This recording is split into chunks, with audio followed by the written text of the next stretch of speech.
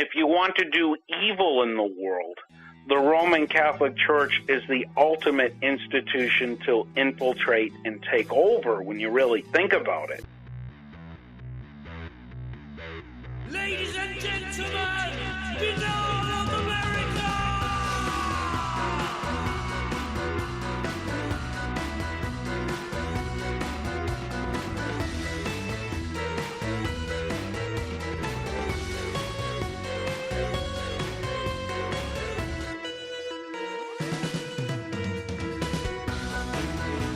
And now, ladies and gentlemen, BOAA of America Audio with your host, Tim Banal.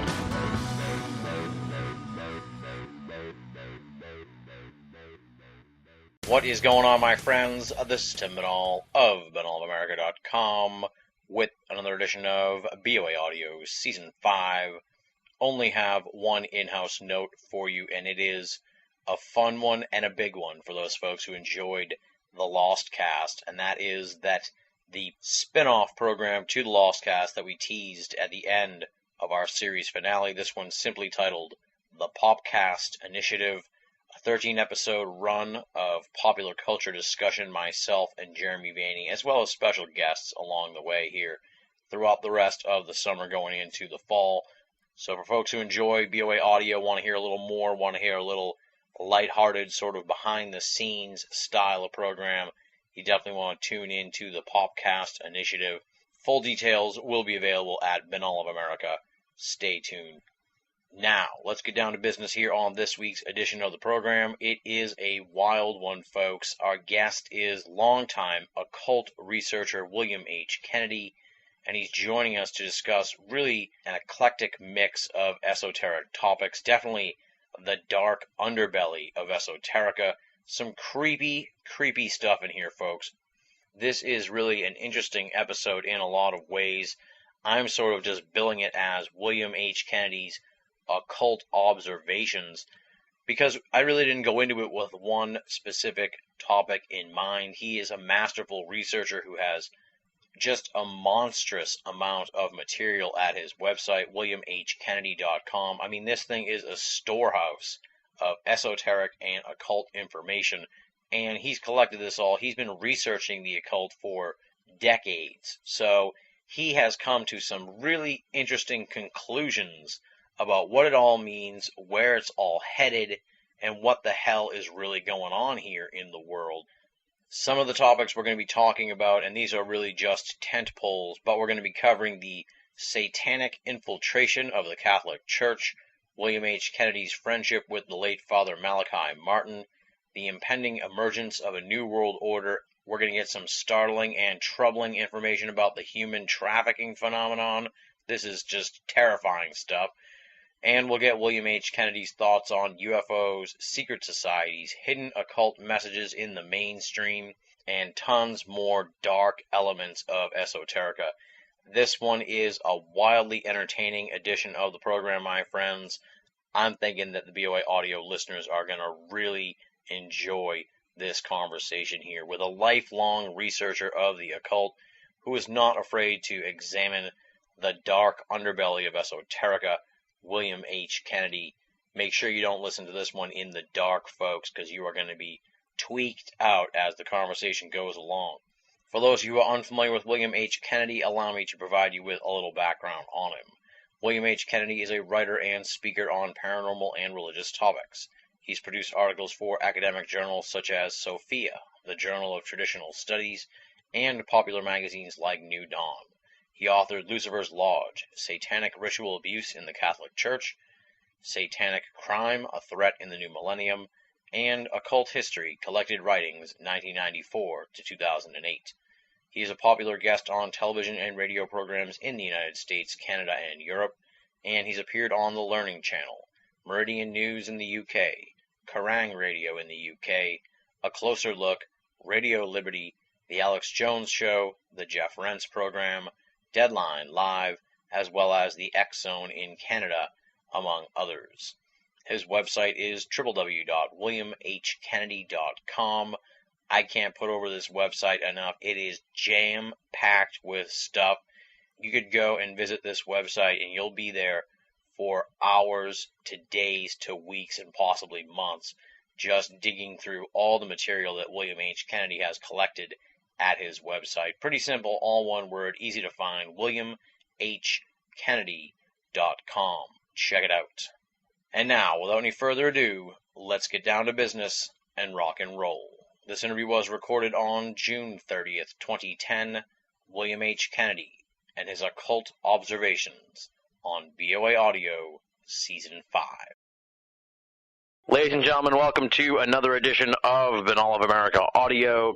We have a very cool guest on the line for you here this week. He is William H. Kennedy, a longtime researcher of the occult, and has just a magnificent website that is just so rich with information that you could probably spend a week to a month on there and not even be done looking at all the stuff that he has on his website, WilliamHKennedy.com. And he's also got, I believe it's a podcast now, SphinxRadio.com as well.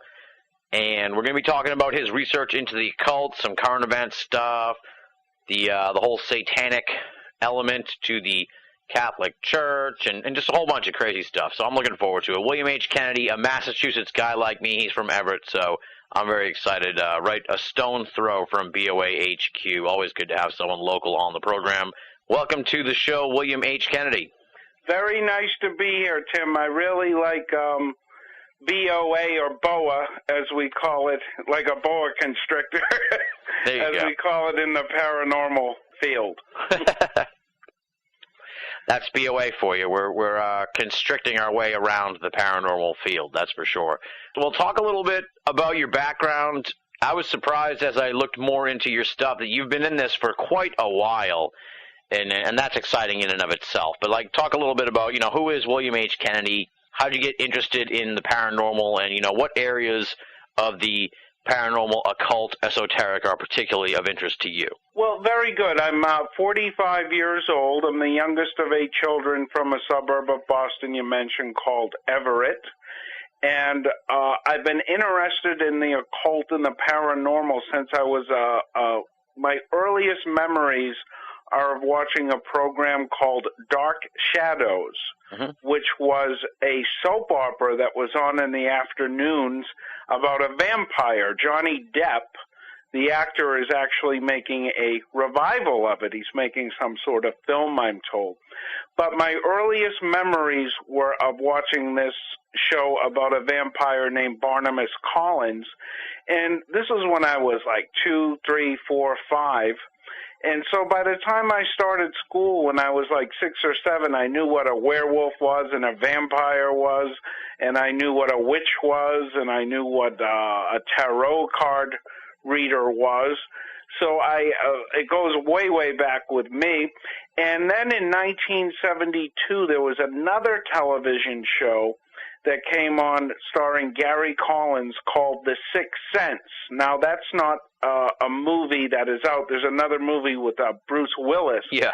This was a series called The Sixth Sense with a whole ensemble cast, and it was about a paranormal researcher. It was roughly based on Hans Holzer, who was a ghost hunter.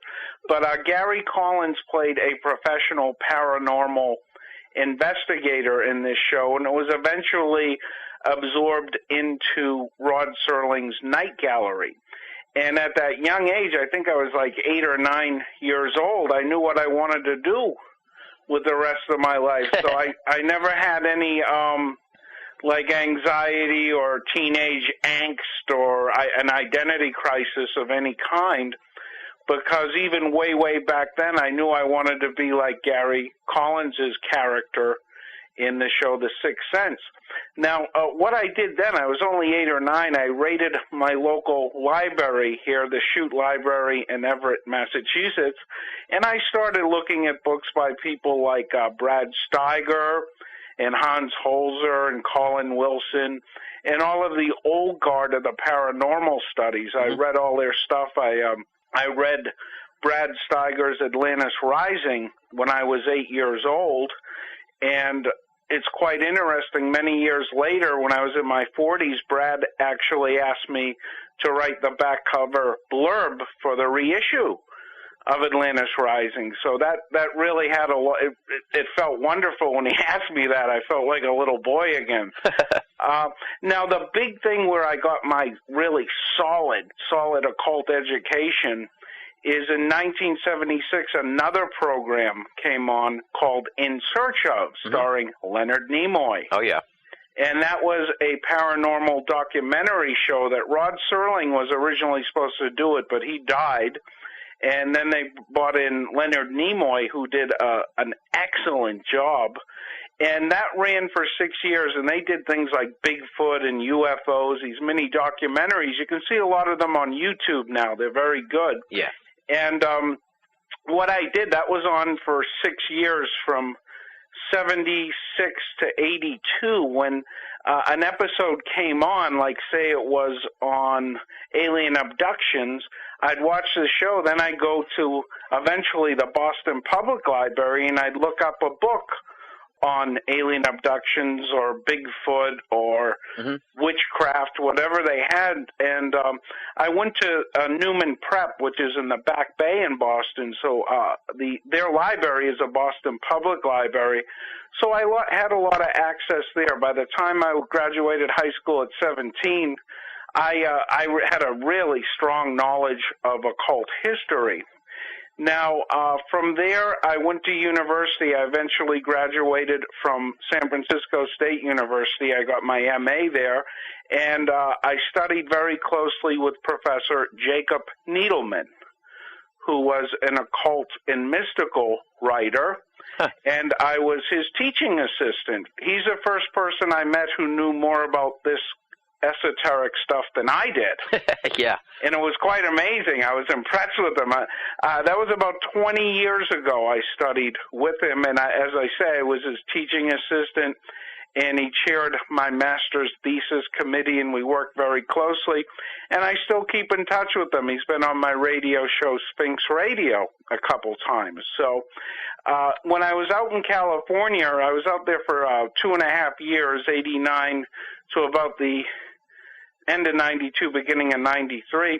But what I did while I was there, Needleman knew all of the major players in, I don't know what to call it, the New Age movement or the human potential movement, or there's not one name that really knocks that down. But I met I worked with Arthur M. Young, who was an occult and esoteric writer. I met all the people at the Esalen Institute. I met Timothy Leary. Oh, wow. A very interesting, another guy from Massachusetts, very interesting fellow. But I met all of the major players who were still around from the 60s and 70s, from the roughly the New Age movement, for lack of a better term. Now, what I did from there is I set out to become a writer, and I didn't have a lot of success in my 20s. This was before the days of the internet, which you younger people are lucky to have. But my first article was published in 1993 by R.A. Gilbert, who was a very famous British esoteric writer. And from there, I started publishing articles for another guest you've had on this show named Tracy R. Twyman. Oh, yeah. For her online journal, Dagobert's Revenge, which was the Da Vinci Code material before the Da Vinci Code came out. This was the big presence of the Da Vinci Code material on the internet before Dan Brown came along. Yeah. And I wrote for that for a few years, and then a fellow who I met in California under Needleman named Houston Smith, who was at one time the head of MIT's philosophy department. He asked me to write an article for an esoteric journal called Sophia, the Journal of Traditional Studies. I wrote it on occult history and a French philosopher named René Guénon, who was very active in the French occult revival roughly around 1900. Now, I've always, as people can tell, I've always been outgoing, and I like to meet other writers and other people in the esoteric field. And one of the people I met was Father Malachi Martin. Yeah, I was going to ask you about that. Tell me a little bit about that. Sure. Well, I met him through Dr. Rama P. Kamura Swami, who is a mutual friend of ours. He's another writer on religion. And I met Malachi Martin originally in 1995. He actually called me. And in January of 1996, I went down to New York City to meet him, and we had dinner, and we had a wonderful rapport. We got along very well. And one thing that stunned me when I went down there in early 1996, he said something very bizarre, or I should qualify that. It sounded very bizarre at the time. He told me that Cardinal Bernard Law of Boston was running a pedophile ring, and that some of these pedophile priests that Law was protecting were Satanists. Now, back then in 1996, that was like saying that Cardinal Law was seen flying around in a UFO with Elvis Presley. Yeah. You know, I was highly skeptical, and I told Father Martin that. Father Martin was my priest as well. I'm a Roman Catholic myself. And I even used, one time he called me, and I even used the word bullshit because before Penn and Teller did. I did not believe what Father Martin was telling me about this huge Vatican conspiracy. Now, just to fast forward a bit, Father Martin passed away in 1999, 4 years after I met him. He was very big on Coast to Coast AM. He had like millions of listeners. He was actually more famous the last few years of his life than he ever was before. But he passed away in 1999. And then in 2002, the Boston Globe broke a story, and you'll be familiar with this, Tim, because we live in the same area, as you said. Yeah. Cardinal Law was, in fact, running a pedophile ring. And this was in January of 2002, 6 years after Father Martin told me this. Now, what I did over the next 2 years after that is I started to collect newspaper articles, primarily from the Boston Globe, Boston Herald, and Irish Times, about pedophile priests. And what I did is I just waited to see if any occult or satanic elements came up in any of the cases, and I didn't have to wait very long. And again, in 2004, I published a book called Lucifer's Lodge, Satanic Ritual Abuse in the Catholic Church for Sophia Perennis Press, and Tracy R. Twyman wrote the introduction to that book. People can get it for free as an ebook at williamhkennedy.com. It doesn't cost anything. And what I did over that 2-year period, as I said, I collected these news clippings. And very quickly, the first satanic case that came up in the Archdiocese of Boston was Monsignor Frederick J. Ryan, who was one of Cardinal Law's aides. He took a boy and tattooed him with a devil figure and sexually abused him. Wow. Weird. Now, as you know, Tim, here in Massachusetts, this is a hot-button topic because some people were falsely sent to prison back in the 80s, the Emerald family, with the Fells Acre case. Yeah, well, that was part of a much bigger sort of satanic ritual abuse, panic, if you will, yeah. Right, and I fully acknowledge that people were wrongly sent to prison for false charges of satanic ritual abuse in the 80s, but the evidence I compiled for my book, Lucifer's Lodge, is so compelling that satanic ritual abuse certainly does exist as a subcult in the Roman Catholic Church and outside of it to a certain extent as well. But the first part of Lucifer's Lodge, the chapter is called Satanic Panic Reconsidered, and I look at these cases where people were falsely sent to prison. And as I say, that's a terrible injustice for them. Mm-hmm. But when you look at it as a larger whole, I've counted only 5 people that went to prison for satanic ritual abuse in the 80s, and they were all eventually released and exonerated. And I'm not minimizing their suffering. and the injustice they suffered. It's a horrible thing. But when you look at the legal system as a whole, it's really a drop in the bucket. There's people in prison as we speak who have been falsely accused of rape. Yeah. There are people in prison who've been falsely accused of every crime under the sun, yet we still investigate rape and murder and all these other things. And what we have to do as a society is we have to start looking into satanic ritual abuse again. Now, a couple of other cases that are in Lucifer's Lodge that are quite stunning and shocking, Tim, is the case, I'll give you one, Father Sean Fortune, who was in Ireland. He was a Catholic priest who would rape children. And what he would do is when the parents found out about them, the molestation, he would threaten them with hexes. He says, if you turn me into the police, Satan will haunt you. Oh, boy. If you turn me into the police, your next child will be born with birth defects. Oh, man.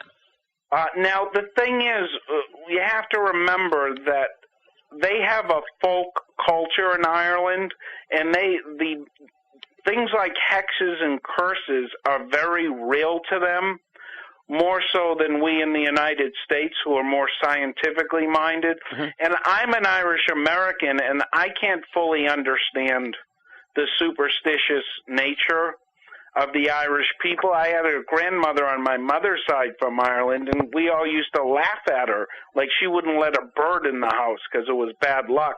If there was thunder outside, she would throw holy water all over the house, which would probably do more to attract lightning and thunder.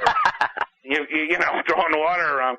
But the point is, as far as those villagers were concerned, and this is the important part we got to remember, Father Fortune had the power to curse and hex them.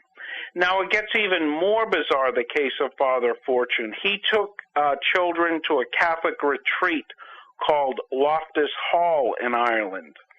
And people can look this up on the Internet. Loftus Hall has a history of hauntings. It was exorcised by a Catholic priest in the 1700s, and in a book by the Irish journalist Alison O'Connor, who works for the Irish Times, she stated that Father Fortune took children to Loftus Hall and raped them in a room called the Devil's Room. Oh, boy. So what we're looking at here is a ritual chamber. And what happened, two of Father Fortune's detractors were crossing a field, and they were both simultaneously struck by lightning. And the next day, Father Fortune implied that he caused this to happen. He said, I didn't give them half enough. Yikes. Okay? So he had these poor villagers in this rural Irish village really under his thumb. Now, what happened with the recent spat of law cases, justice finally caught up to Father Fortune, and he did the world a favor. He committed suicide the night before his trial was to begin. But there's a clear and distinct case of a Catholic priest who was a Satanist. There's no two ways about it. Now, I'll give you one other. This is a really bizarre case from our own state. Massachusetts has some of the freakiest stuff, you got to admit, Tim. That's for sure, yeah. Well, look at the two of us here. I mean, we're just reporting on the freakiness. We're tame compared to these people. But now, I should just quickly say, people can check the facts on this at williamhkennedy.com. I have a ritual abuse multimedia page that has links to all of the articles to mainstream media channels that cover these cases. And it gets more and more bizarre as you look at them. Now, there is a case, everyone knows this name, Father Paul Shanley. Mm-hmm. And Father Shanley was a priest in Boston in the 60s and 70s, and he had a mission to gay and lesbian youth in Boston. And what he would do is he would sexually abuse children. Now, Shanley was also a founding member of the North American Man-Boy Love Association, NAMBLA, which had their first, he was a keynote speaker at their first meeting in Boston in 1977. Wow, I can't believe someone could do something, could get mixed up with that kind of stuff and still be allowed to be a priest. Stunning. Unbelievable, and the Archdiocese knew all about this. It's very bizarre. Yeah. Now, where it even gets more bizarre is that Father Shanley took children to the Alpha Omega House, which was in Littleton, Massachusetts, and he sexually abused them in a ritual chamber called the Black Room. And when I went to the protests in front of the cathedral here in Boston, I talked to a lot of survivors of these perverts. And I posed the question to one fellow about this Alpha Omega House. And the way I posed the question is I said, was there anything diabolical or evil in the house besides the molestation? Yeah. Was there anything sinister? And one fellow said, you must mean the Black Room. Oh, wow. And I said, what is the Black Room? Well, he explained to me that the fellow that ran this place, his name was Father Bernard J. Lane. He had a room that was painted black from top to bottom in this wayward boys' home, and he and the staff psychiatrist and Paul Shanley would take children there and rape them. Now, I talked to 3 people who were there, and they tell me that at different times there was a crucifix that was face down on the floor during the molestation, and another time there was one upside down with the figure of Christ facing the wall. Weird. During a sexual abuse. And I say, I know this sounds far out, so I definitely want people to check this, WilliamHKennedy.com, the Ritual Abuse Multimedia page, and it will link you right to the Boston Globe article on this. So there's folks, check it out. Yeah. I guess the question, the obvious question here then is that you think this goes beyond just some twisted sexual predilection to some kind of ritual, if you will. Oh, yeah, and I just want to make it clear, Tim, I'm not saying that every priest who's been accused in this whole sexual molestation scandal that is haunting Benedict XVI as we speak, I'm not saying they were all involved in forms of ritual abuse, and it really depends on how you define ritual abuse. Like a lot of these priests molested kids in confessionals. Oh, God. And that's kind of a borderline ritual abuse. But, of course, the sexual contact is the most evil part of this, whether there are rituals and satanic rites or not. Both are, pretty bad things to do. Yeah. But the ritual element is just it just adds a deeper level of the bizarre. Yeah. To the situation. Yeah. Now, and the big thing is, this is also all over the United States and the world. You have these ritual abuse elements. And another case I can give you is that of 2 priests in Toledo, Ohio, Father Gerald Robinson and Father Chet Warren.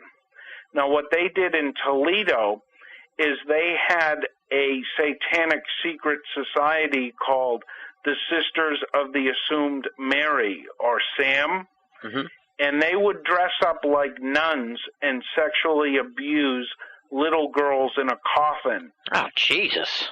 Okay, and they would take snakes and penetrate these little 6- and 7-year-old girls and dedicate their orifices to Lucifer. Okay, I want to give those names out once more. It's Father Chet Warren and Father Gerald Robinson. You can get the articles which appear in the Toledo Blade at WilliamHKennedy.com, the multimedia page. I was a consultant for the Toledo Blade with Pulitzer Prize winner Mike Sala on these cases. And I give all these references in my background so people won't think I'm a raving lunatic. Yeah. So, you don't get sued by these cats and shit like that, right? Oh, yeah. I mean, everything I say is backed up. That could never happen. Yeah. Now, what happened to Father Gerald Robinson, if that's not weird and strange and macabre enough, Father Gerald Robinson, back in the 80s, he was a chaplain at an airport chapel, and he had a nun who was an assistant who he didn't get along with. Yeah. And he murdered her in a bizarre ritual. They found her body on Easter Sunday, and there were candles laid around her head, and there was an inverted crucifix carved into her chest. That's how she was killed. Now, what happened, at the time they didn't have enough evidence against Gerald Robinson to convict him, so he went free for many years. But when the Archdiocese of Toledo called for any victims of sexual abuse to come out in 2004, some survivors of Father Chet Warren came out, and they mentioned that Father Gerald Robinson was in this satanic cult. And what happened, the Toledo police reopened the case. There's no statute of limitation for murder, and they eventually sent Father Gerald Robinson to prison. He's in prison as we speak for murdering this nun in a bizarre satanic ritual. Now, when they had initially searched Gerald Robinson's home, they found all kinds of books on Satanism and the occult and human sacrifice.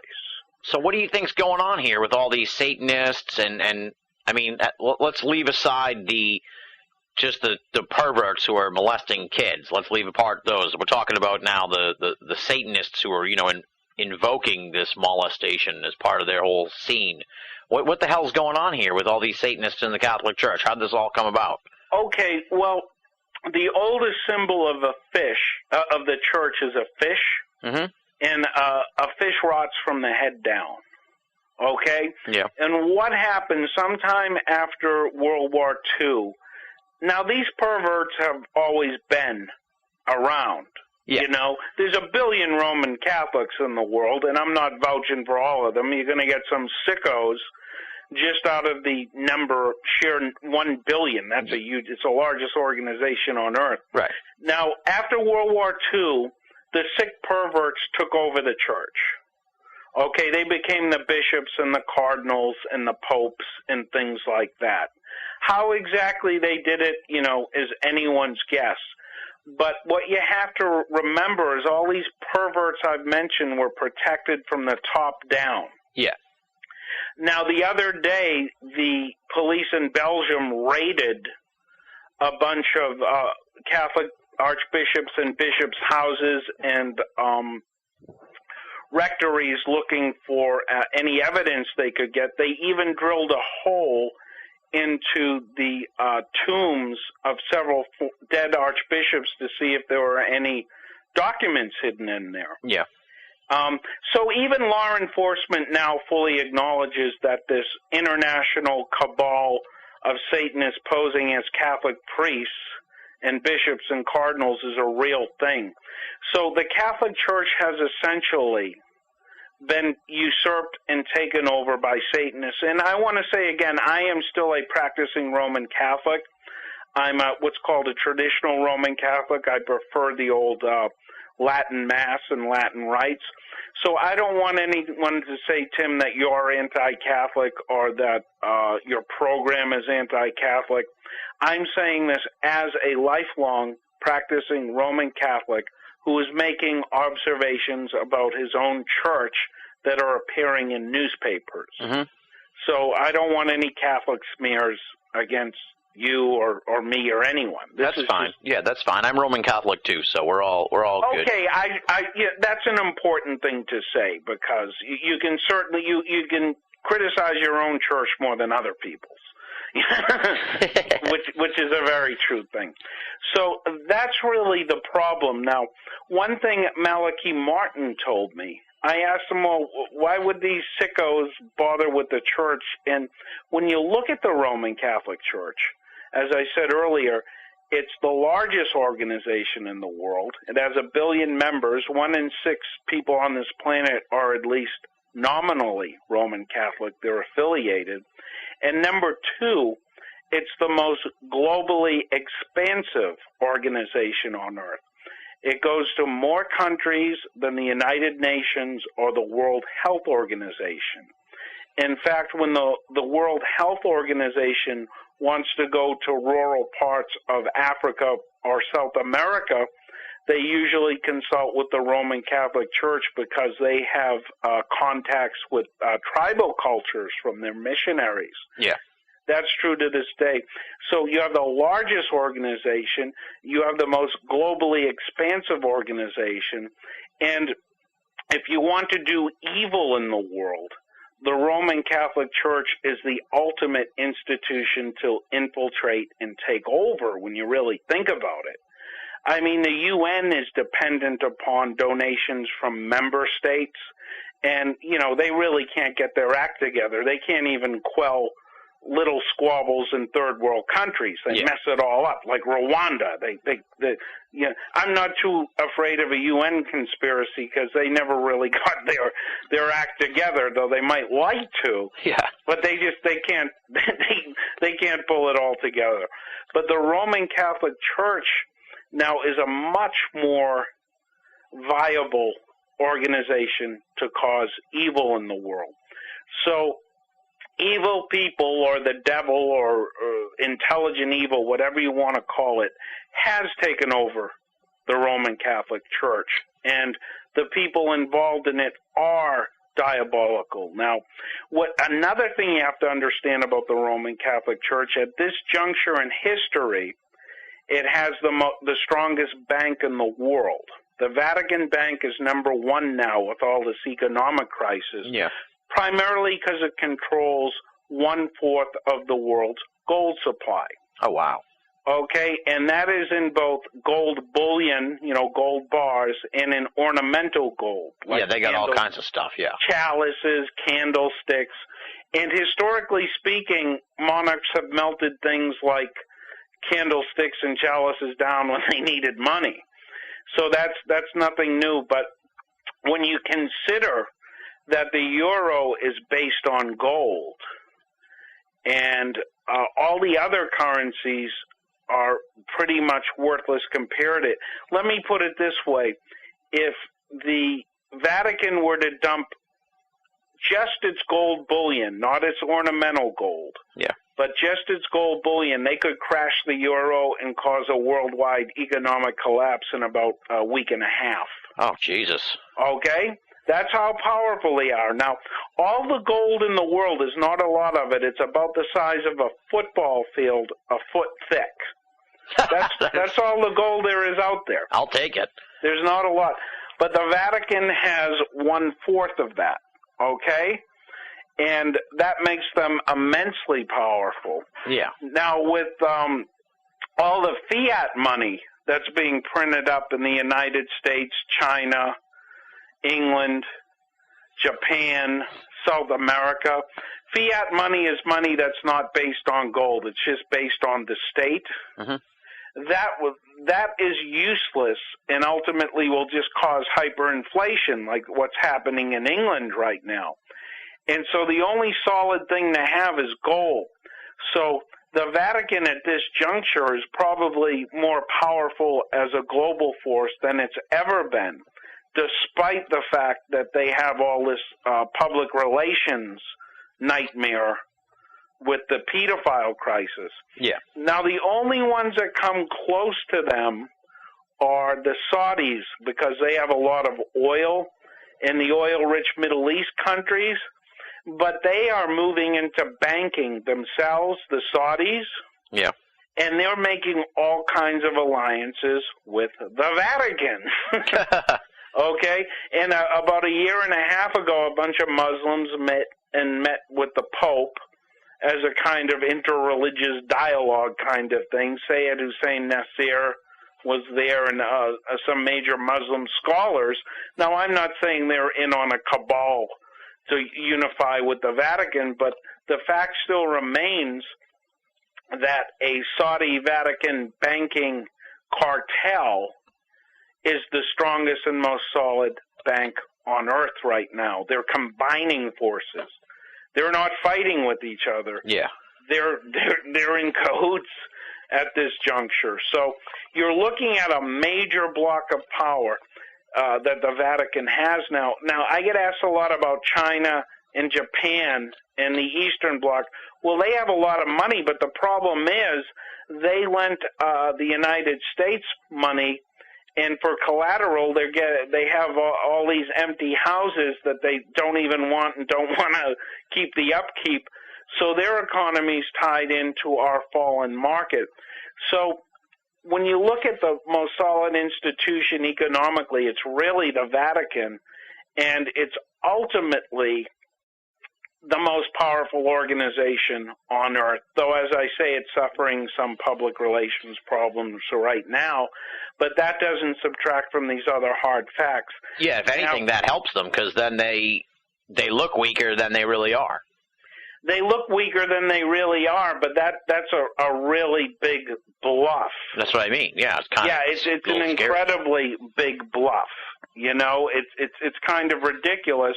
And Benedict XVI, he's kind of old anyway, so he'll just take the heat until he dies. You know, he's in his 80s. He won't be around long. Now, with the risk of getting into, predictions and prophecy and that kind of stuff, not only what do you see on the horizon for the Vatican, but what kind of information did Father Malachi Martin say to you, that we can expect here? Because it seems like we're living in some pretty hairy times as it is, and I'm sure given the power that you're saying the Vatican has, they're going to be, in the mix on whatever the hell is coming down the pike. Sure. What Father Malachi, he pronounced his name Malachi, though he didn't mind if people pronounced it Malachi. Okay, I always thought it was Malachi. All right, go ahead. All right. Right, that's a big confusion, but I'll just say Father Martin to avoid email.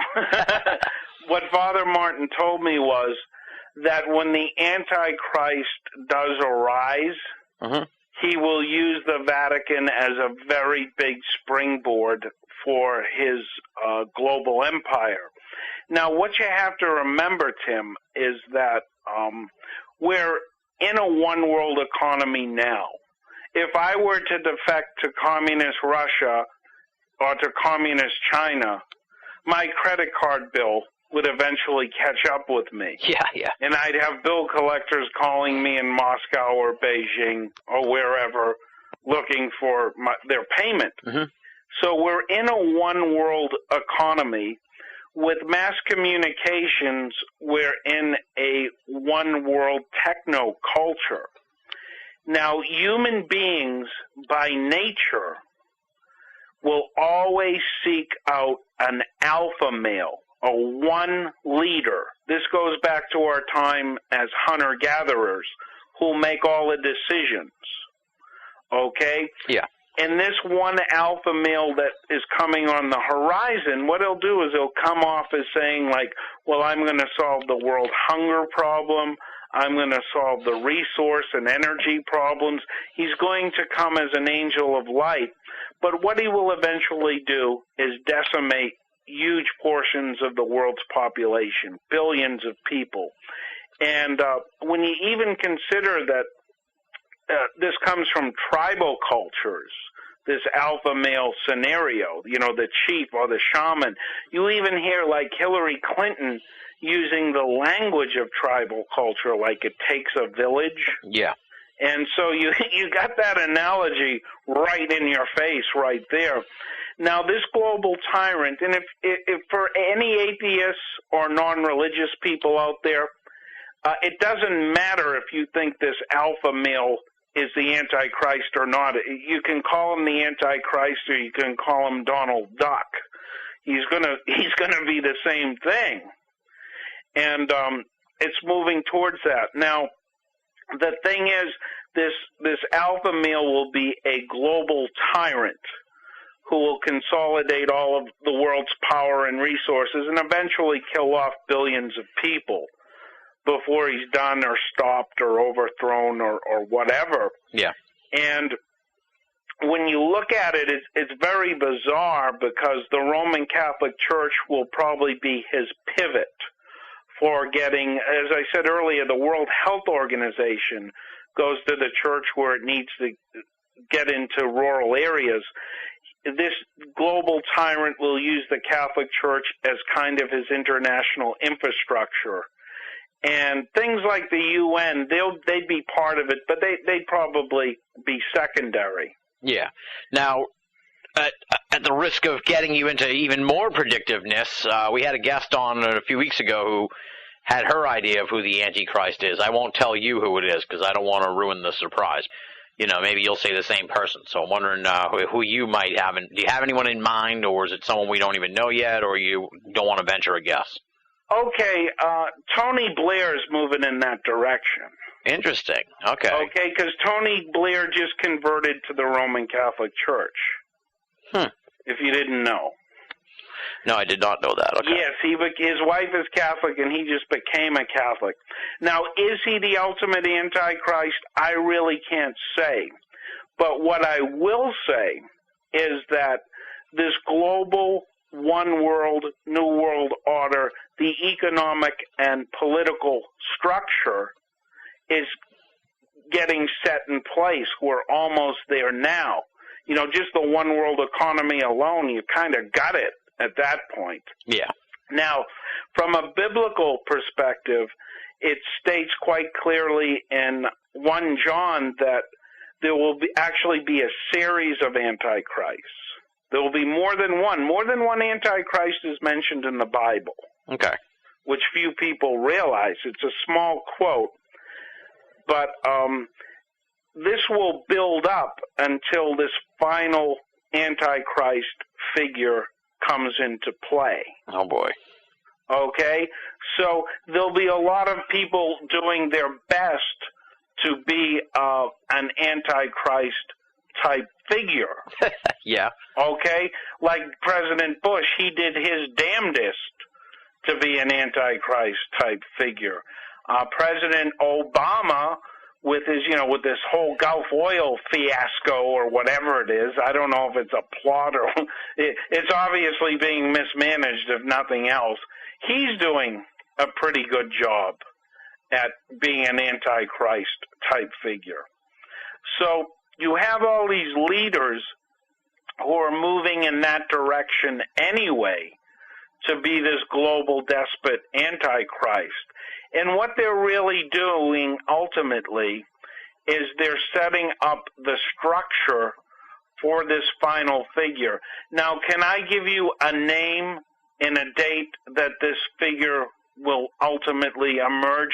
Well, no, I just don't know. There's a lot of candidates out there, and Tony Blair scared a lot of people when he became a Catholic. It was of huge concern to him.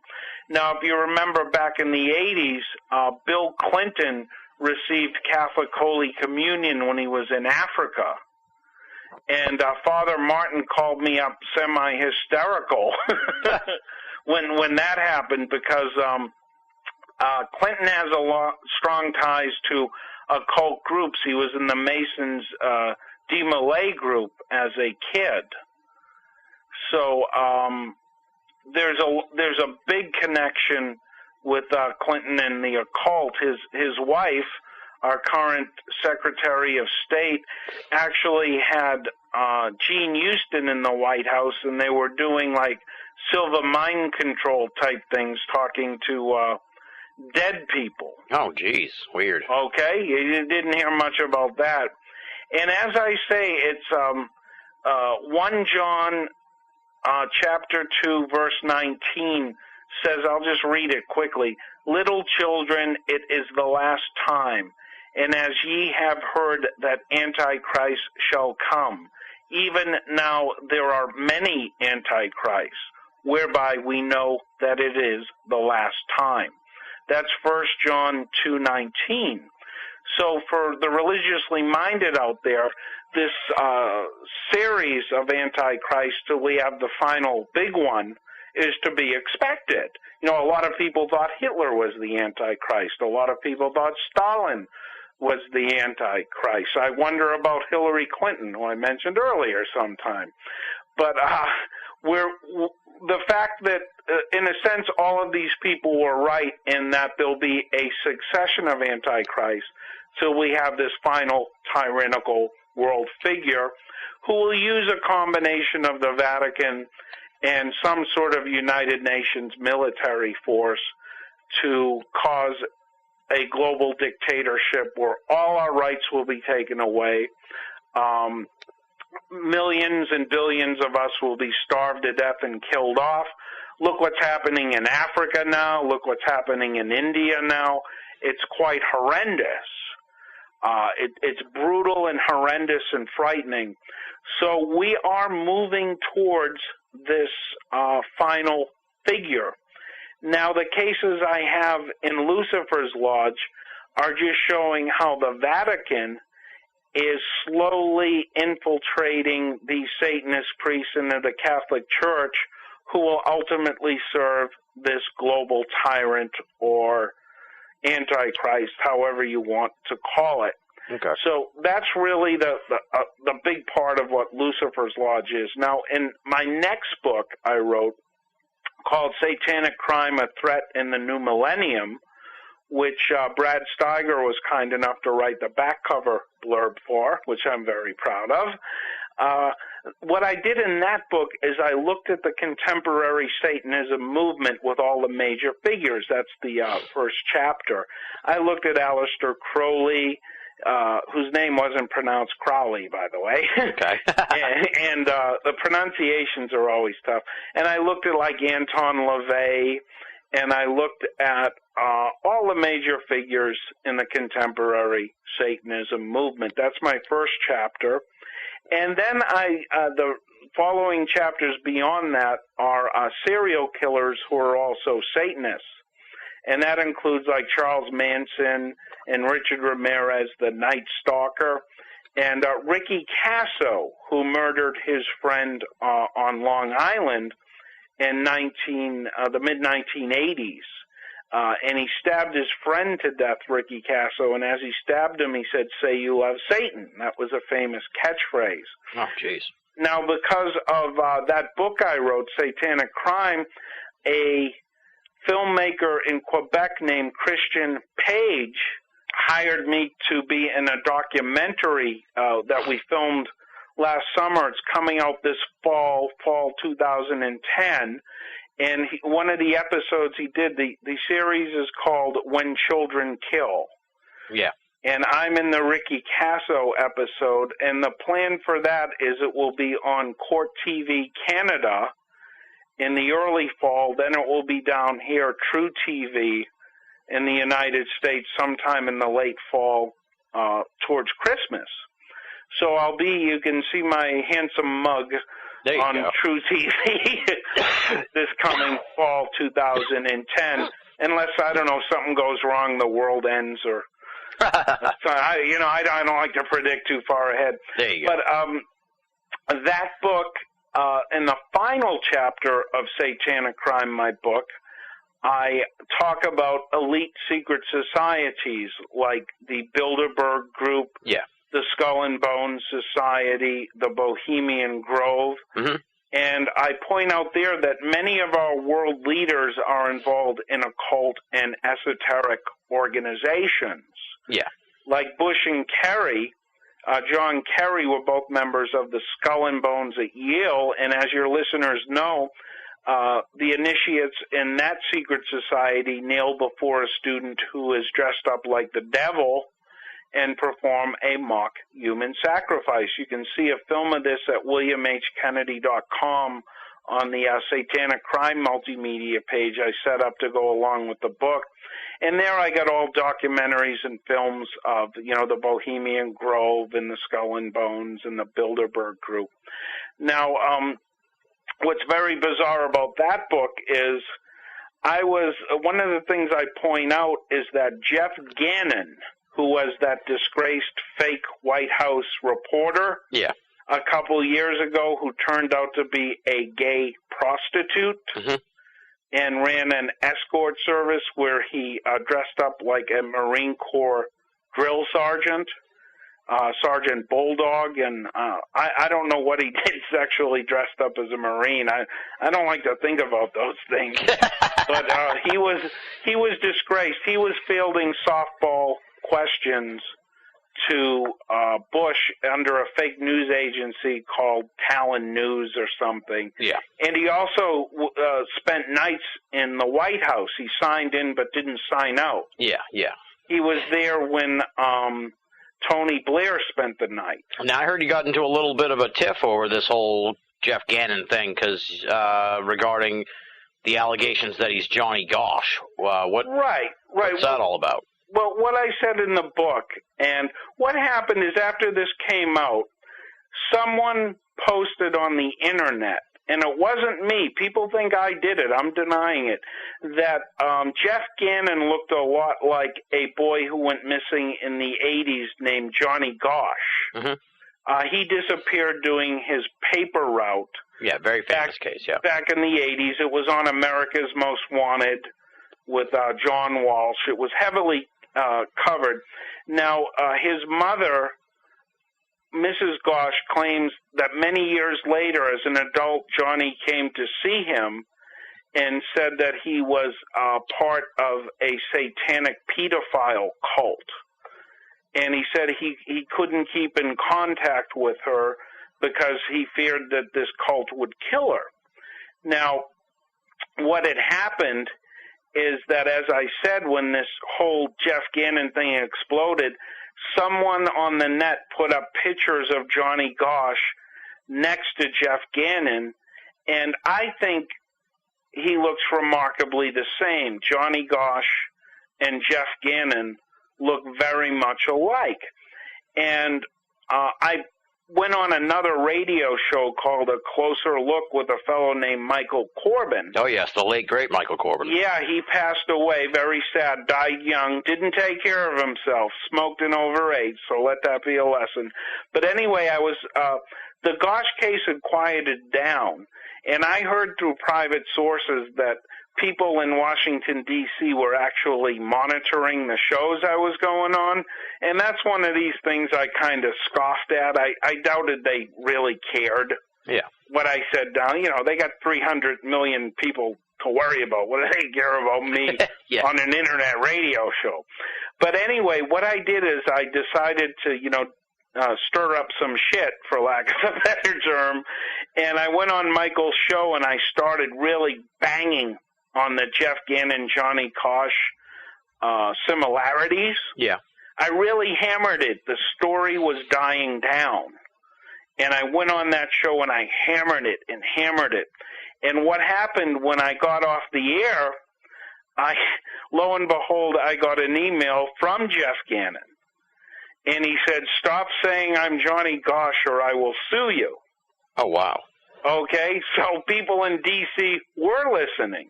Now, what happened is Jeff Gannon actually, about a week after that, he called in to Michael Corbin's show. Oh, wow. And he said that he would take a blood test with Mrs. Gosh to prove this. Yeah. Okay? And he committed himself on a Fox TV show that he would take a blood test. So this is about the time I was putting the whole Satanic Crime book together. And, of course, I published Jeff Gannon's email in the book for sales purposes. And I wouldn't leave that out of there. But what eventually happened is Jeff Gannon never took that blood test with Noreen Gosh, Johnny Gosh's mother.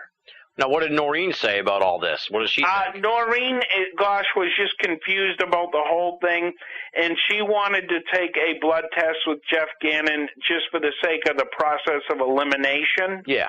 That's no big deal, taking a little blood. They could even take a saliva swab, I'm told, and figure out if this was Noreen Gosh's son. So it's not like he has to, have a kidney removed. Just rub a Q-tip in his mouth. He never did that. Okay, he never took that test. He never took a DNA test with Noreen Gosh.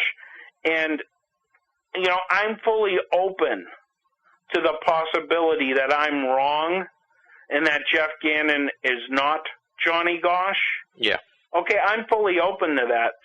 But Jeff Gannon's behavior makes me conclude that he is Johnny Gosh, because if he had any decency in him, if he was not Noreen Gosh's son, he would take this test just to ease her mind and not torment her. Just basic human decency would dictate that he, you know, takes a Q-tip and gives some spit to some guy and ends the whole thing. Yeah. He never did that, Tim. He never took that test. It's been over 5 years now since he first promised. And that's an extremely cruel thing to do to Noreen Gosh. Whether he is or is not Johnny Gosh, Jeff Gannon is one cruel bastard either way for not doing this. Now, if he is Johnny Gosh and he's been brainwashed or whatever, I don't know. But he should take this test, even to this day. Even if for no other reason to make me look stupid.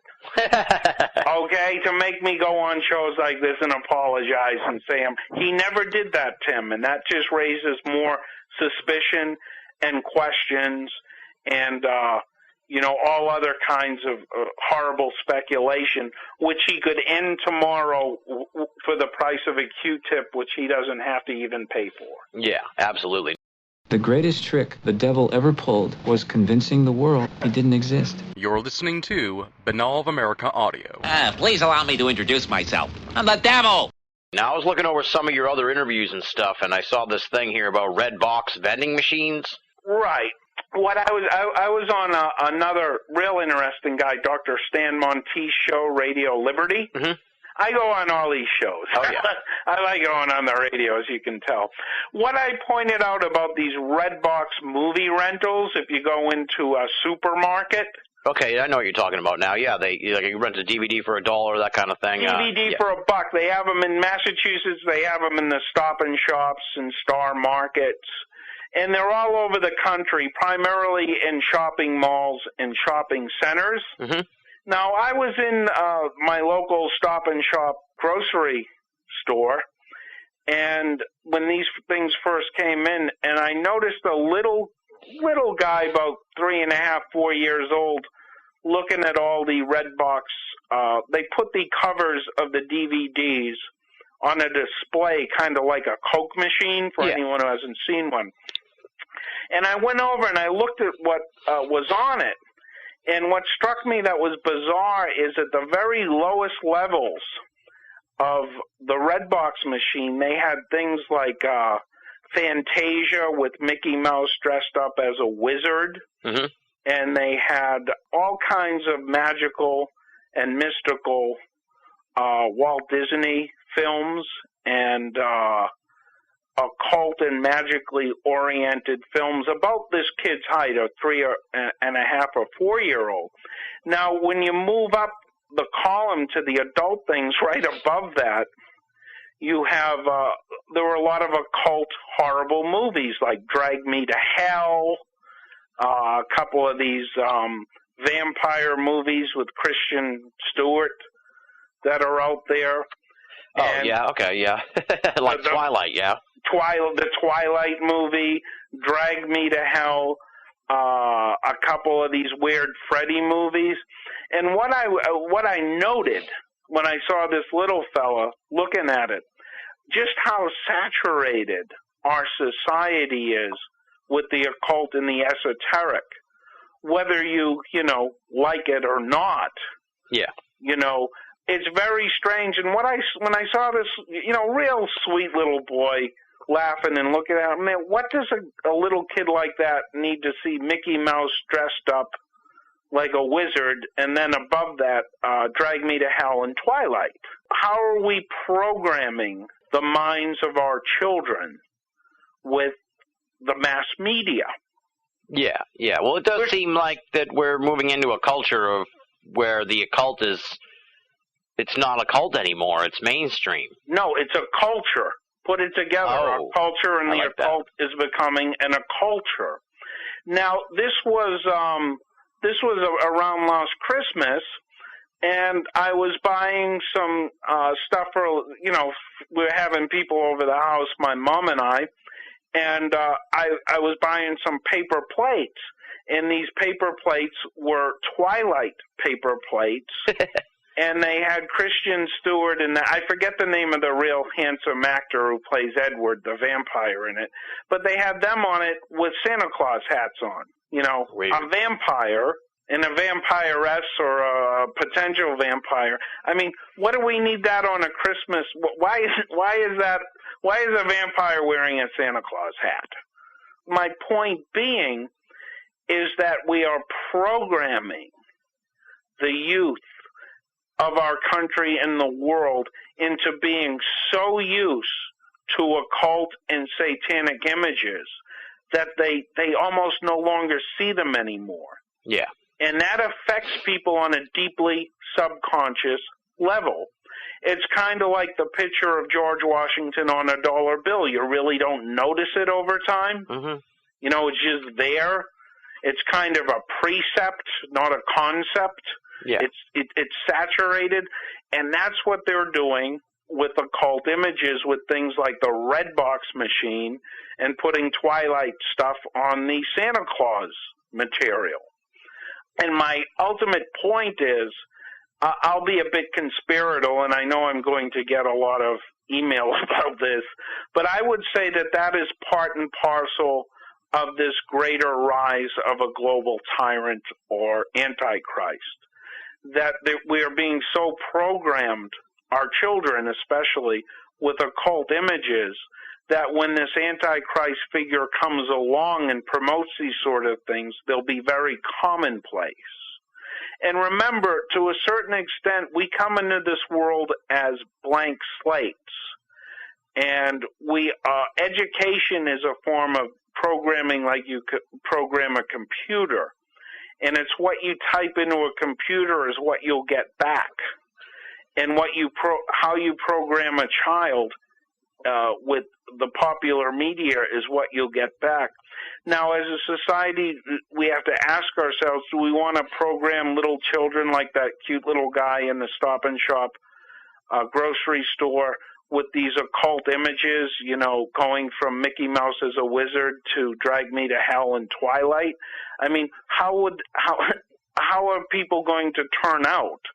And now a lot of people often slam me for saying, what do you want? Censorship, censorship, censorship. Well, yes, you wouldn't want an 8-year-old or a 4-year-old child to watch a hardcore S&M movie. Yeah. Okay, yes, I'm for censorship there. What I'm saying is those images on that Red Box machine, as you go up from the children's one that's low, aren't that far away from a hardcore S&M triple X rated movie. In your opinion? In my opinion. Yeah. And what I'll say to people is the next time they see a Red Box, look at it and make up your own mind. There you go. Okay? That's fair enough. Okay, and look at the bottom row of the children's cartoons, what you see there, and then look at all the horror and occult movies that are just above that, and a lot of nudity, semi-nudity and sexy women as well. And what you want to ask yourself, is this really what we want to put in the children's heads?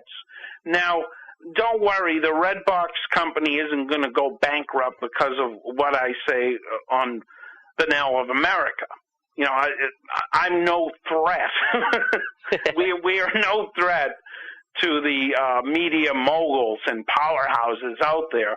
So people who want to send me emails about censorship and what a threat I am, and no, I'm not. I'm a snowflake in a blizzard. I don't mean that much, But what we want to do is just ask ourselves as a society, what do we want to put in our kids' heads? Do we want Santa Claus to be our kids' hero, or do we want a vampire Santa Claus to be our kids' heroes? Yeah. And these are important questions to ask. And that's all I am doing, is trying to get people to observe these occult and esoteric images that we're bombarded with. No one denies that we're bombarded with. It's pretty hard to deny it. And just ask ourselves, is this how we want to educate our children? That's a great question too. We'll sort of float that out there to people. Now, obviously, you have been looking at the whole world of the esoteric for, like you said, the last 20 years at least. You've been writing about it and everything. Now, I haven't heard you mention one of my favorite three-letter words, UFO. Where do you stand on the whole UFO phenomenon fitting into what you've laid out so far as your worldview? Very interesting question. And I have an audio book coming out that's dealing with UFOs, and the comedian, it's called The Occult World of Jackie Gleason, who was a comedian. Mm-hmm. And Jackie Gleason, few people know this, he was a huge UFO enthusiast. Oh, yeah. And very deep. He used to go on the Long John Nebel show, who was the precursor to shows like this. Yep, and he claimed he saw an alien body with alien bodies, Richard and Nixon. I get into all of that. Now, personally, I think the whole flying saucer phenomenon, as a Catholic, I think these are what I would call diabolical hallucinations. I'm going to give a Christian response, and I'll get a lot of flack email about this. But from what I've seen, these sound a lot like accounts from the Middle Ages of succubi and these strange sorts of spirits.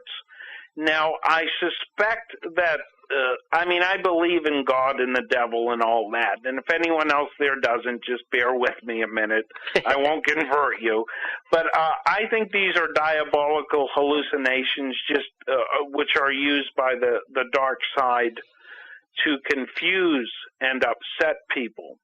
Now, my big reason for believing this is, number one, these so-called aliens, they don't do anything to benefit humanity. They don't give it. They're supposed to be these advanced technological creatures.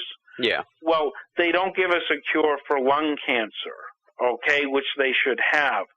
Number two, they don't overwhelm and take us over with their technology. Even Stephen J. Hawking, who's an atheist, said that we shouldn't tamper if we find life on other planets, because either we will conquer them or they will conquer us. He just said that quite recently. So we haven't been conquered. We haven't been helped or conquered by these alleged aliens. Yeah.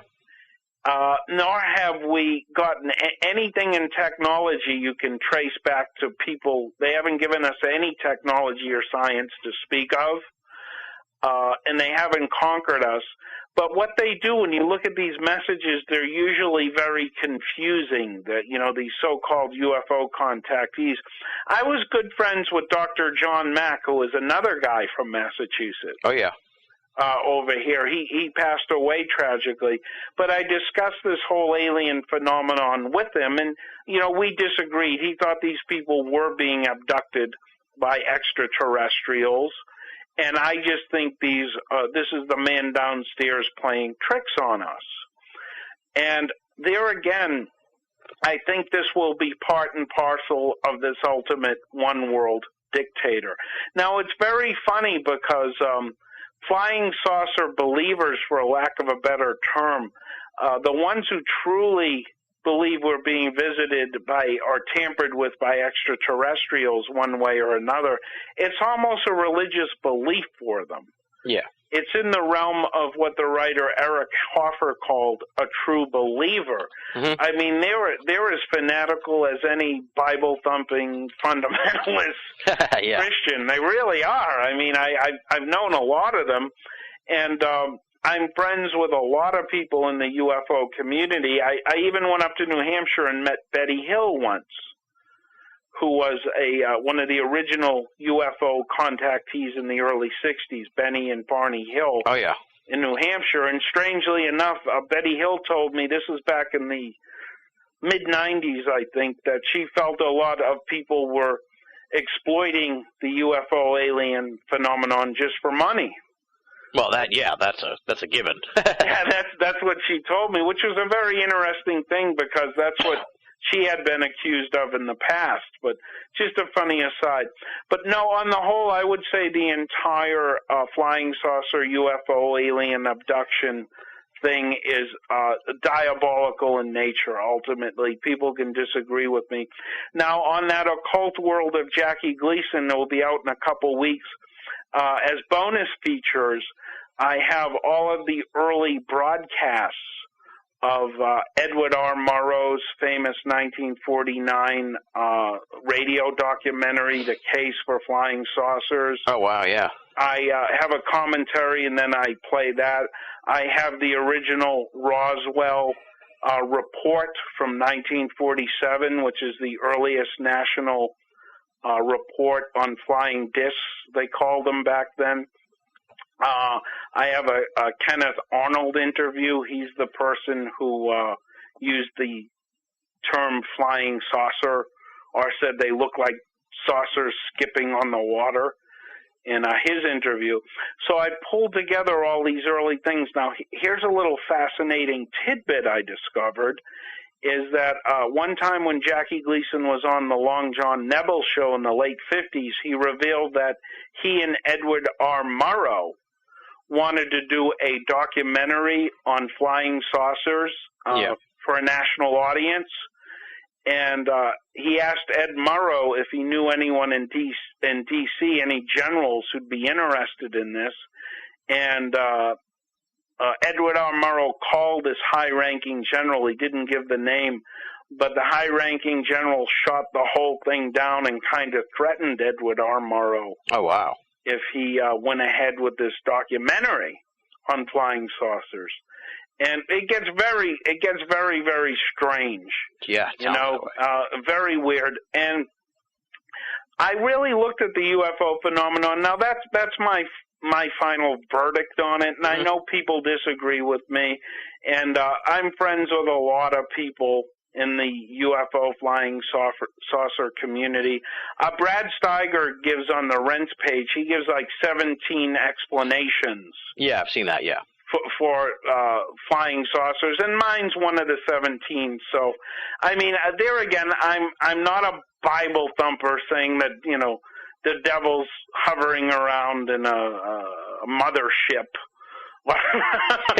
Oh, I'm not quite going that far, but I think it's part of it, and I'm willing to dialogue with people with other interpretations of the UFO phenomenon. I'm not a, you're not a zealot. I'm not a zealot. I'm, with all this stuff, all these planets they're finding out there, there very well could be life out there. I'm not denying that. Now, do they have spaceships to get here? I don't know. I don't know if they'd even be like us.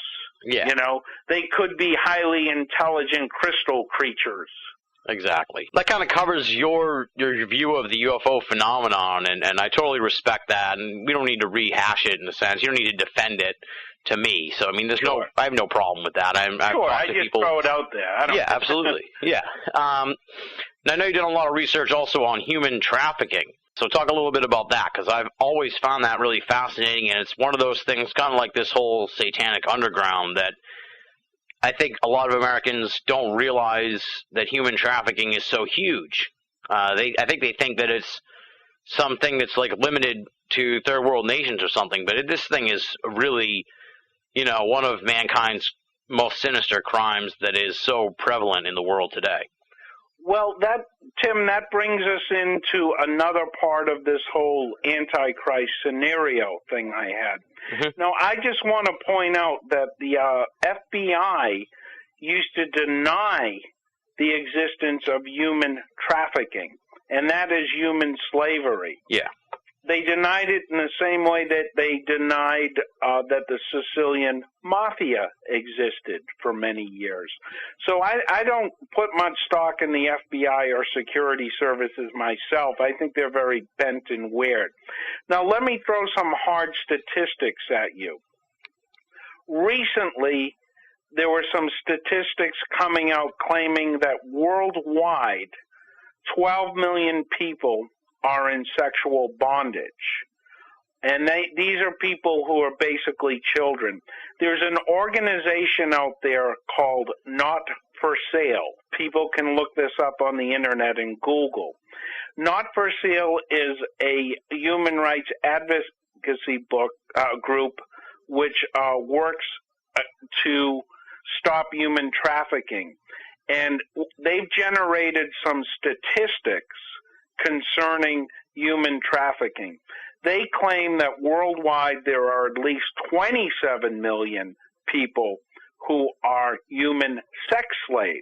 Jesus. Primarily sex slaves. 80% of them are women and 50% of them are children. Now, here's where it gets really bizarre.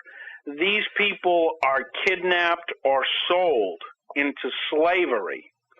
And as I say, they're mostly little girls and young women. That comprises about 80% of them. They are forced to sexually service men and women too.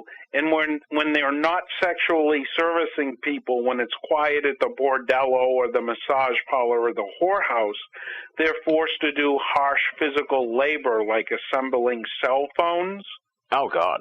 Again, this is from this group Not for Sale, which is what they're trying to do is set up an underground railroad to rescue these slaves. Yeah. And this is much bigger than the African slavery we had that we fought the Civil War over. This is like massively more than that. This is global. Yeah. Now, the other statistic they give out for this human trafficking is that these people who are captured and put into sexual bondage, they have about a 4-year life expectancy. Okay, either they're beaten to death by their captors, or they usually catch a horribly deadly sexually transmitted disease like AIDS or hepatitis C. Yeah, they don't get any treatment, obviously. And they don't get any treatment, and when they either die of the disease or they're abandoned by their tormentors and they die. Yeah. From the day that they're captured, they'll be dead in 4 years.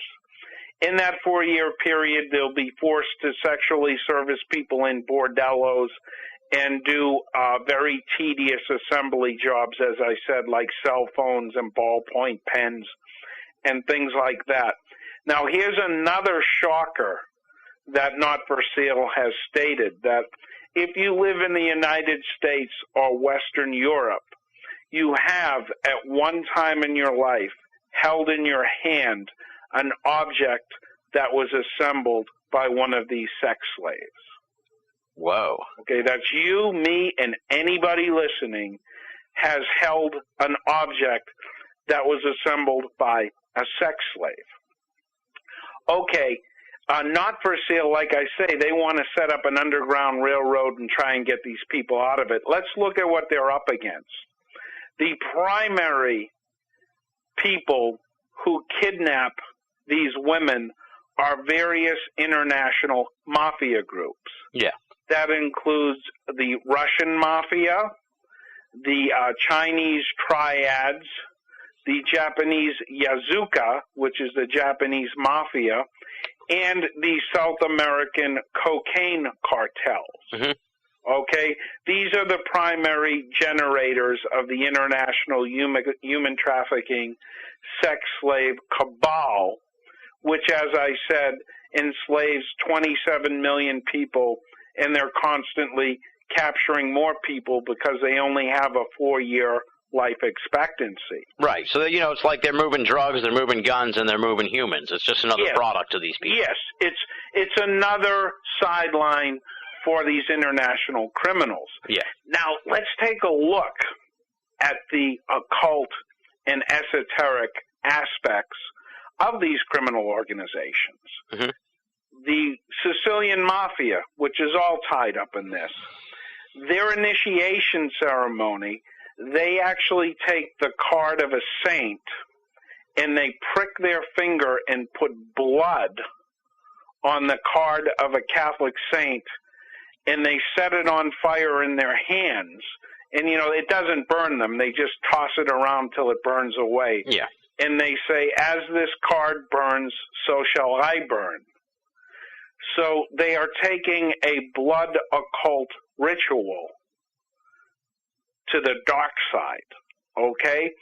And there's a lot of stuff on the internet people can look up about the Sicilian Mafia initiation ceremony and how it is an occult satanic ceremony.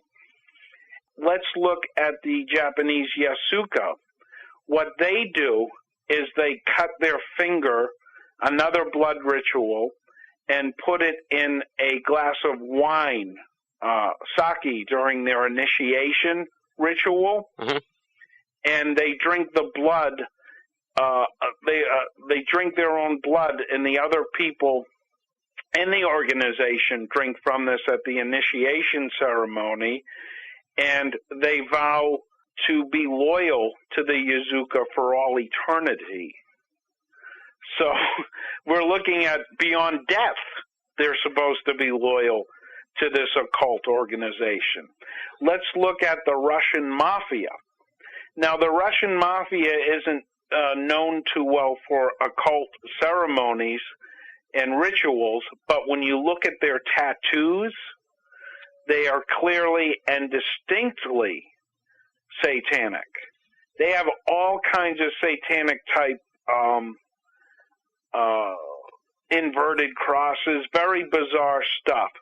So there's a satanic element there. Now, these South American drug cartels that you see who are doing all these murders on our border, there's more people killed last year on the U.S.-Mexican border than in all of the Middle East combined. Okay, and you don't hear about it, and Glenn Beck doesn't tell you about this. He's too busy harping on where Obama went on vacation. Yeah. But, when you look at them, for example, there's a book called The Killing Fields, A Harvest of Women. And this reporter from Texas started hearing about women going missing in Laredo, Texas, which is right over the border. And what she discovered when she went down there was young women have been kidnapped by these drug cartels and tortured, and they would burn satanic symbols into their dead bodies like triangles and pentagrams and very bizarre, strange stuff. Now, these are also the same people who are involved in human trafficking. But part of their initiation ceremony is to butcher rape a young girl and then butcher her and carve these satanic symbols into them. Now, there's a big cartel down there called La Familia, the family, and they are also involved in trafficking children. And their leader, it's very bizarre. He has a New Age occult kind of religion. It's a cartel, La Familia, but it's also a cult. Yeah. Okay, it's very bizarre and hard to understand. But he doesn't let any of his members use drugs. They're only allowed to sell them. But they have this bizarre book of sayings that he wrote that are very occult in New Age. There again, they take an eternal vow. After death, they will serve this leader, the head of La Familia. You can look this up on Google yourself. Yeah. So my point being is you brought up the subject of human trafficking. Let's just do a quick breakdown of what I just said, a quick review. You have 27 million people. Some of them, they'll be treated more mercifully and murdered right away in a ritual. That's a very small number. The vast majority of the 27 million that are alive today will be dead in 4 years, and they'll be replaced by another 27 million. It's a constantly recycling thing. And all of these criminal organizations that run this are occult and satanic in nature. So what we're looking at here in this human trafficking, which again I'll say the FBI denied existed, is an international cabal of criminal Satanists. Now, it's very strange. If you go to my webpage, williamhkennedy.com, and go to the Cults multimedia page, I have documentaries on these different mafia groups. And the Japanese government has cracked down on the Yakuza to a great extent, so they've kind of moved their operations out of Japan, and they're now heavily trafficking mostly Chinese children that they buy or kidnap, and a bunch of Chinese children turned up in Italy when they broke up a pedophile ring there, and they were sold to them by the Yakuza. So you have these criminal organizations buying and selling children on an international level, and these mafia groups are all satanic in orientation. So for people who say there's no international satanic cult, just that alone, just look at those grim statistics, 27 million people. It's unbelievable that there's satanic ritual abuse. It's unbelievable that there is a satanic cabal of criminal gangs out there. Yeah. It's unbelievable, as I said earlier, that this has even infiltrated the Roman Catholic Church. And every show I go on, Tim, it's inevitable. And I broke records on a few other shows. I will get emails saying that you're trying to just revive the satanic panic of the 1980s to make money or whatever. Well, look at the hard facts. Forget about me, okay, and forget about Tim, and forget about all the radio people. I want everyone out there to check these facts for themselves. You can get a lot of information, as I said, on my page, williamhkennedy.com, and the free multimedia pages. If they don't want to do that, just Google it, okay? Look at the Not For Sale page. Look at what some of the initiation ceremonies of these criminal gangs are, and make up your own mind ultimately.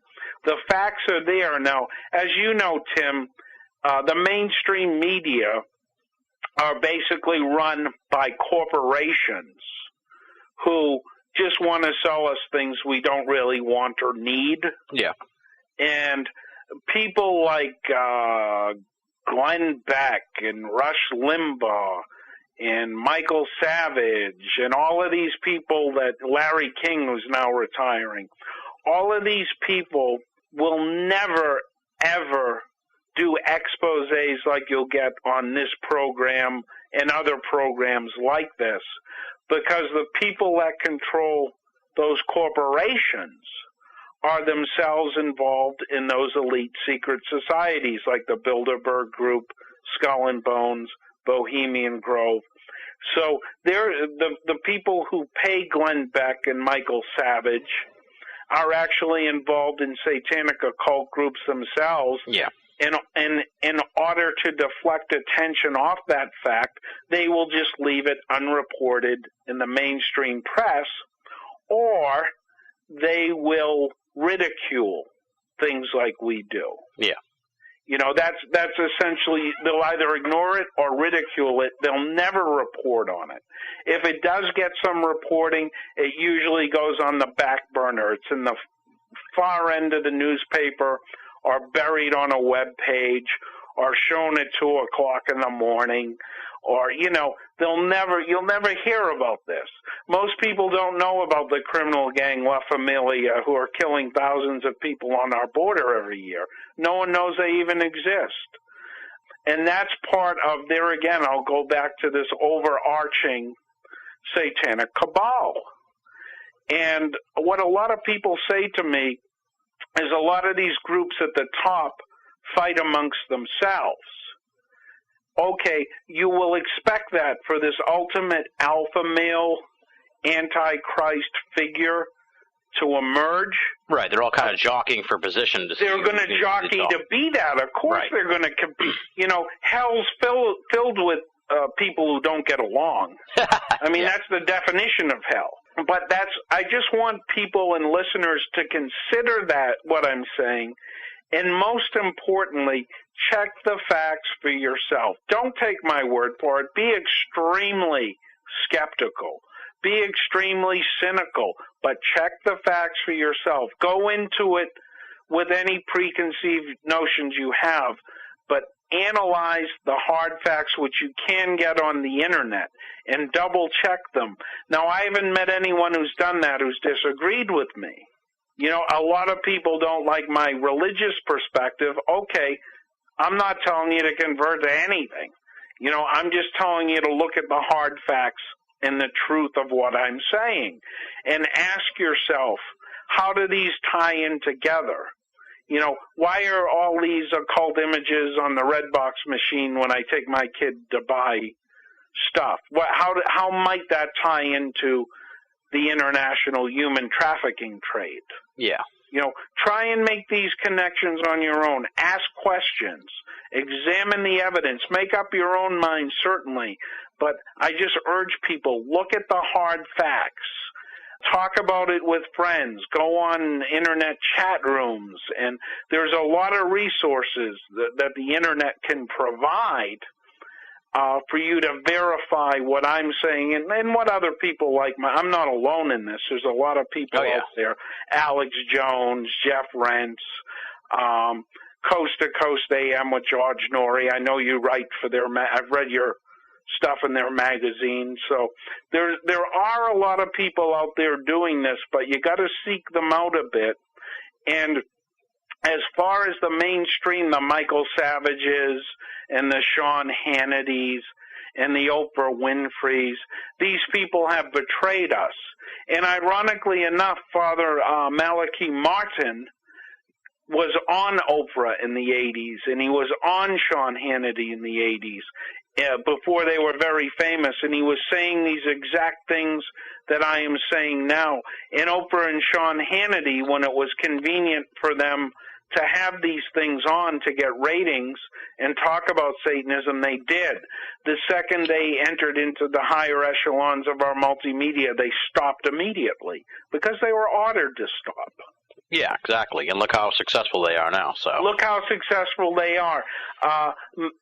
Father Martin was on Sean Hannity's show 4 or 5 times when he was on WABC in New York before he was a national figure.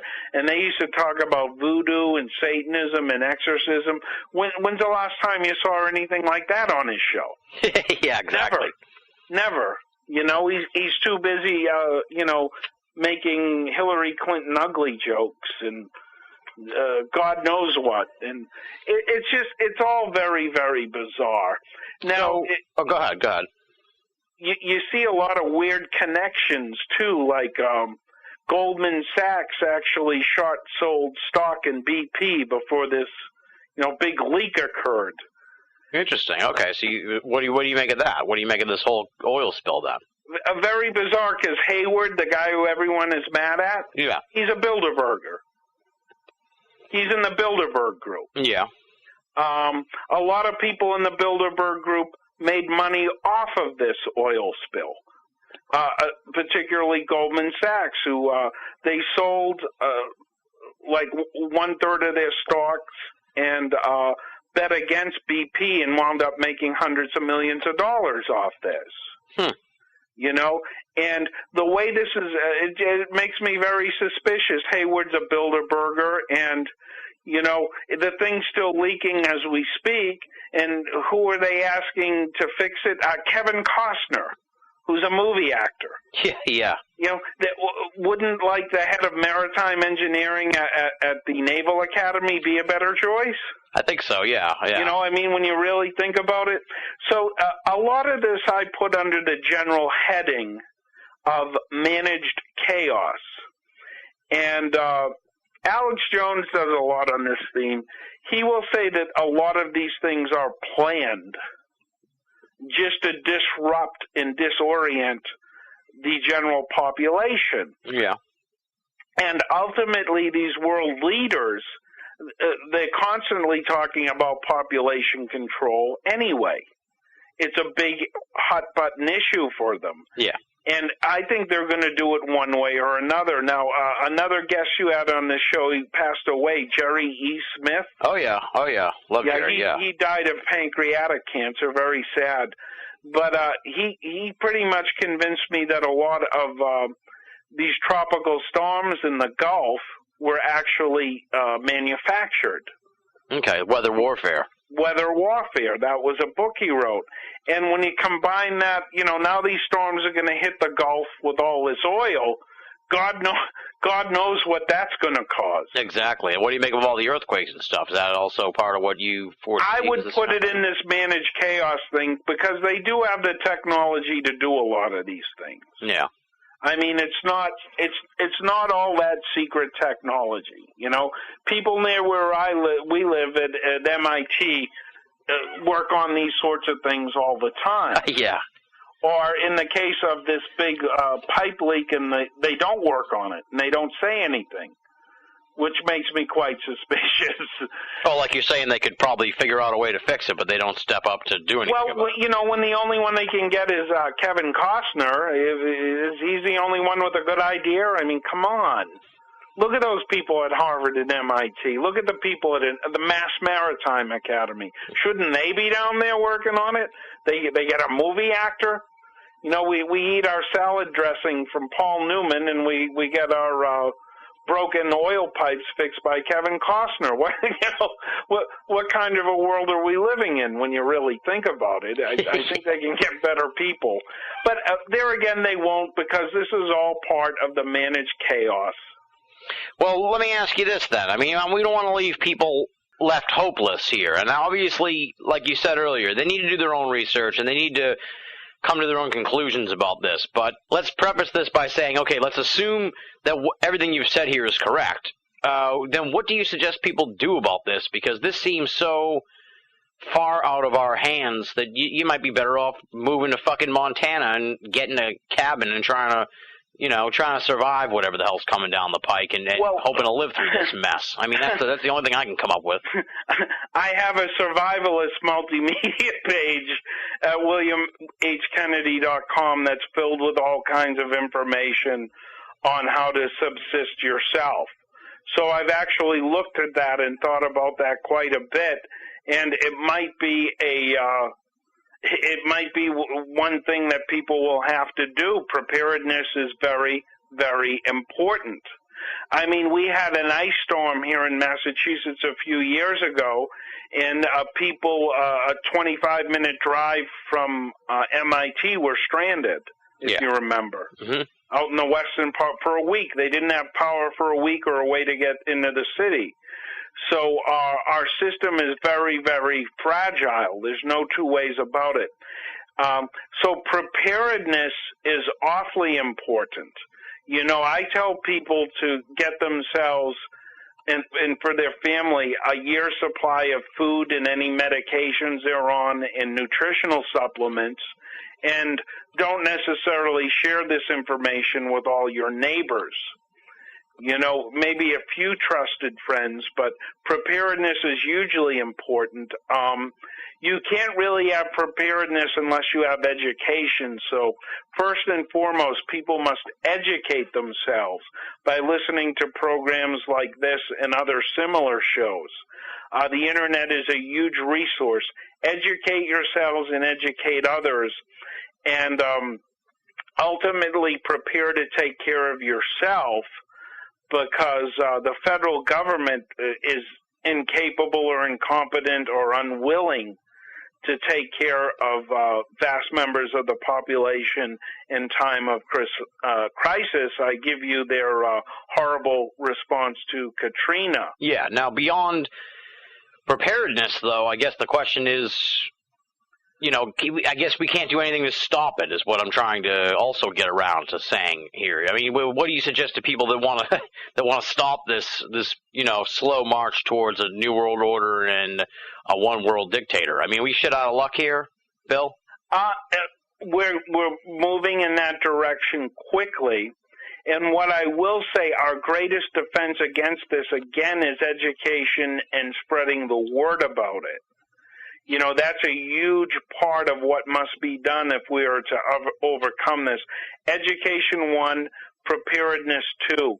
And within education, we have to network out with other people and get this information out there and get this knowledge out there. Contribute to organizations like Not for Sale who are working against it. There's a lot of things that are being done to stop this. And everyone, certainly you want to take care of yourself and your family first, but you want to educate and other people, and also support groups like Not for Sale, which are effectively working against this. I mean, Not for Sale actually finds these bordellos and massage parlors and rescues these captured people from them. So there is a lot you can do to help other people. At this juncture, we certainly can't count on our government. We can't count on the world government. They're just either incompetent or cruel or both. But to be honest with you, at this juncture, I think we could have done something 15 or 20 years ago, but we're headed towards an age of barbarism and an age of mass murder. And we need to network with a few other like-minded people and just have strategies for personal preparedness and survival. You can get a lot of that at WilliamHKennedy.com for free at the Survivalist Multimedia page. I'm sorry to be so doom and gloom and grim, but if you're able to take care of yourself and you're prepared, I don't think the government will bother much with you because they have a lot of other people to worry about. But you do want to strategize on getting food and clean water and future plans for yourself as if the government has collapsed. If people go to WilliamHKennedy.com to the Survivalist page, there's a clip I have there called Oil Apocalypse from the History Channel. Yeah. And they just ran a scenario where the world's oil supply was cut off or shut down. And the United States, in this scenario that the History Channel did, quickly turned into a Mad Max-like society. Yeah. Where people were fighting over limited resources and gangs took over cities. And it's really quite horrible. People can go to Google and just plug in Oil Apocalypse History Channel if they don't want to go to my webpage. But watch that, because I sincerely think that is what is coming. Ultimately, we want to protect ourselves and our families. I've pretty much given up on the government. Like I say, I don't think they could manage anything anyway. If anything, they tend to be against the individual. So there again, a combination of education and preparedness is the best thing people out there can do. I wish I could give you a nicer response to the ultimate conclusions I've made, but there is hope for individuals and individual groups of people. That's right. I'm headed to Everett if any of this comes down, so don't lock me out, man. I won't be here. So oh, shit. I've got an escape. You can come to where I left. Oh, no. Take me with you on the escape, dude. Well, we'll hook up later and talk about it. All right, I'll make my pitch then. Well, all right, so we're headed to the end here. We've covered a bunch of different stuff here. Obviously, you're like I said, you'd spend months on your website and just digging into all the material on there. It's really, I got to take my hat off to you. It's an amazing collection of material there that will keep people busy for months on end, just digging through what you've got on the website. What do you have coming down the pike that people can get their hands on? They want to order, books, or like you said, I think you said you got a DVD or something like that coming out soon as well. So, stuff you get coming up. Well, go to WilliamHKennedy.com. You can buy my book, Satanic Crime. I also have a book, Occult History, Collected Essays, which is free. People can look at. That's the articles that R.A. Gilbert and Houston Smith published that I wrote. Then they published it. My articles for Dagobah's Revenge, when Tracy R. Twyman was the editor. So there's a lot of free stuff.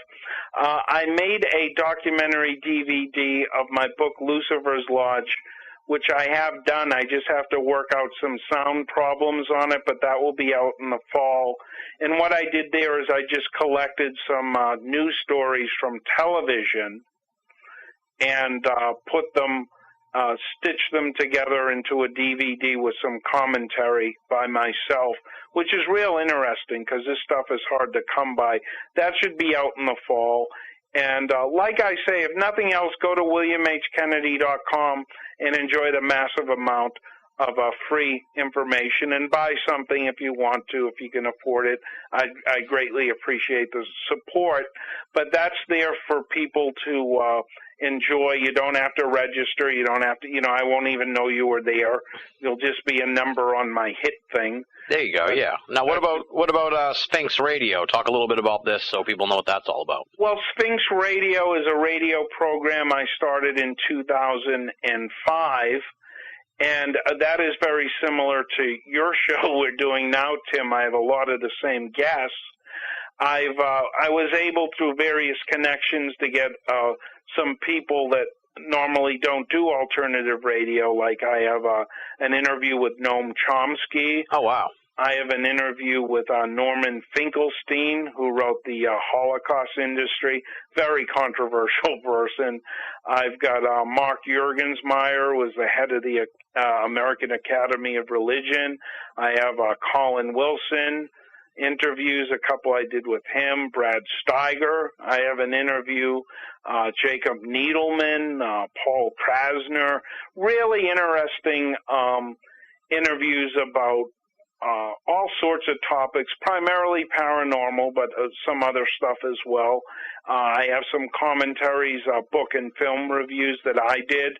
So they can go to sphinxradio.com. My full archives are free there. And that's kind of one of my favorite things to do, is dialogue with other writers and thinkers. It's a lot of fun.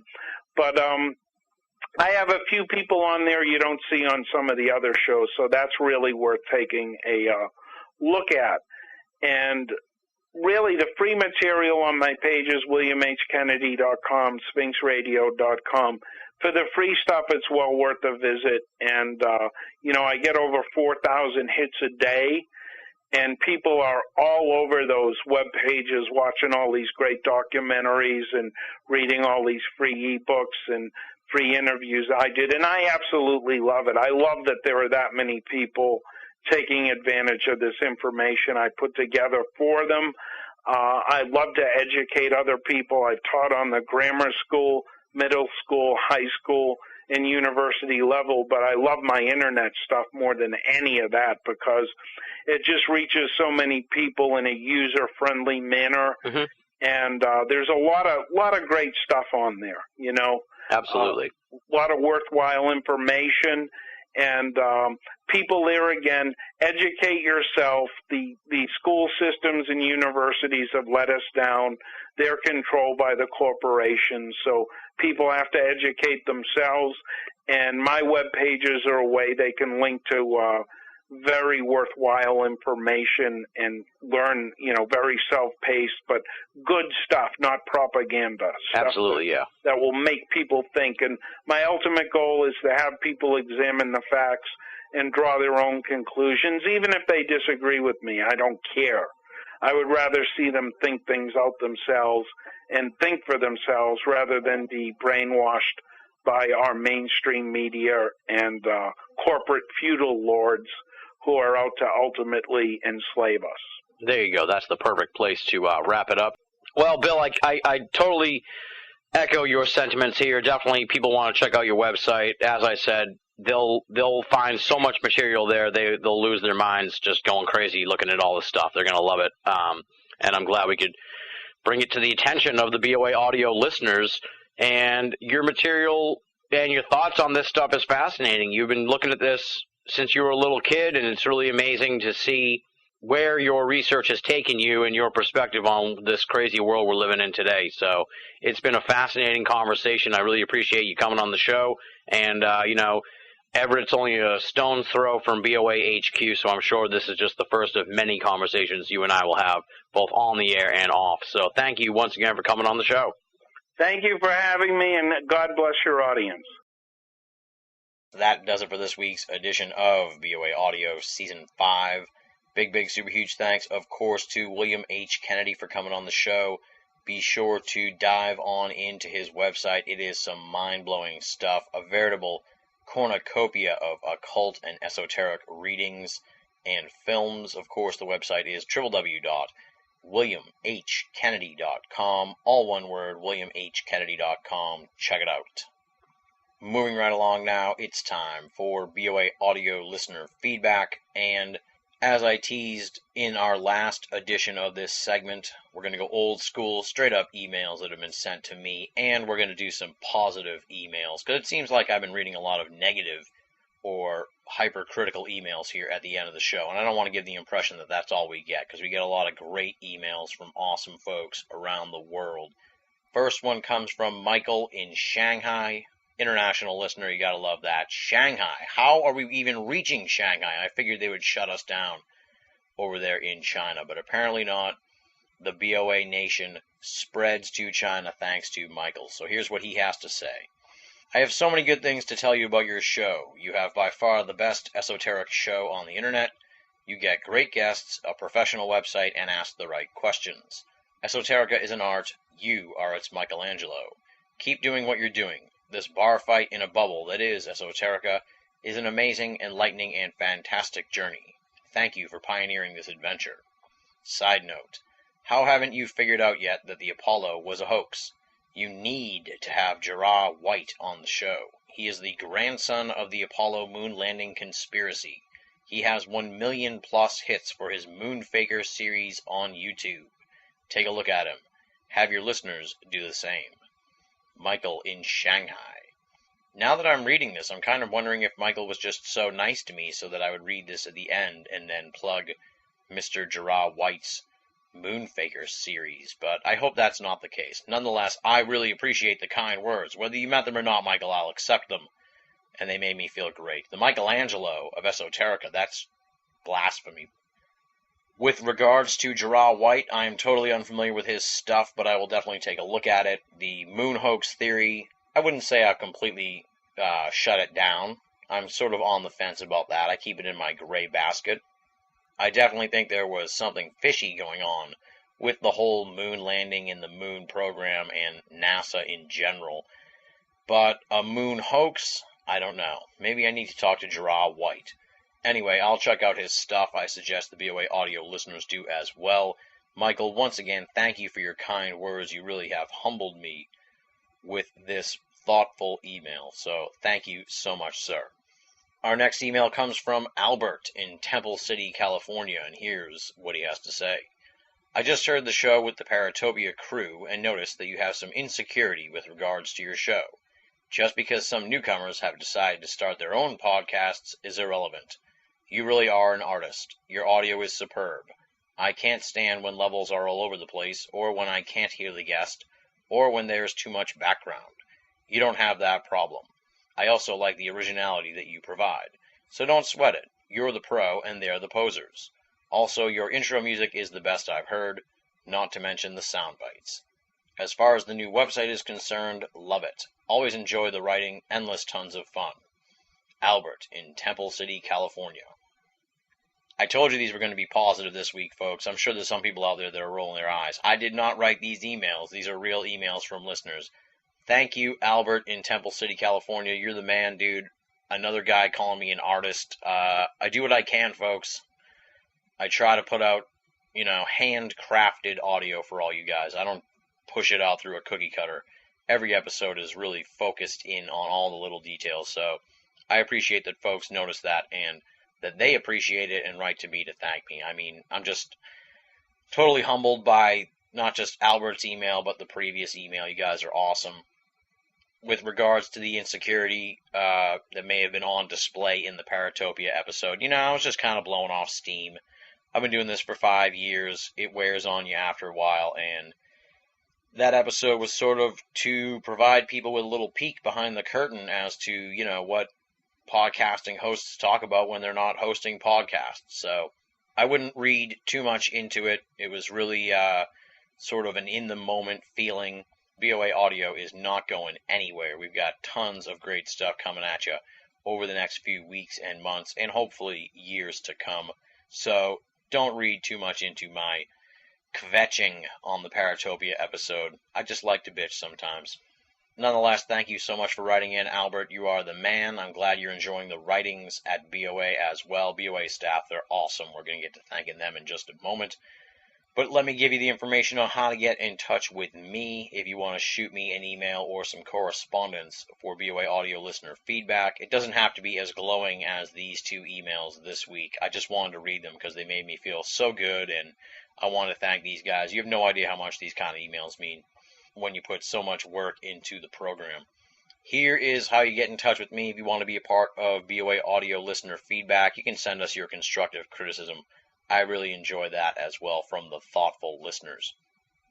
You can write to boaaudio@hotmail.com, or just go to Banal of America and click the contact button. That'll give you all the information you need to know.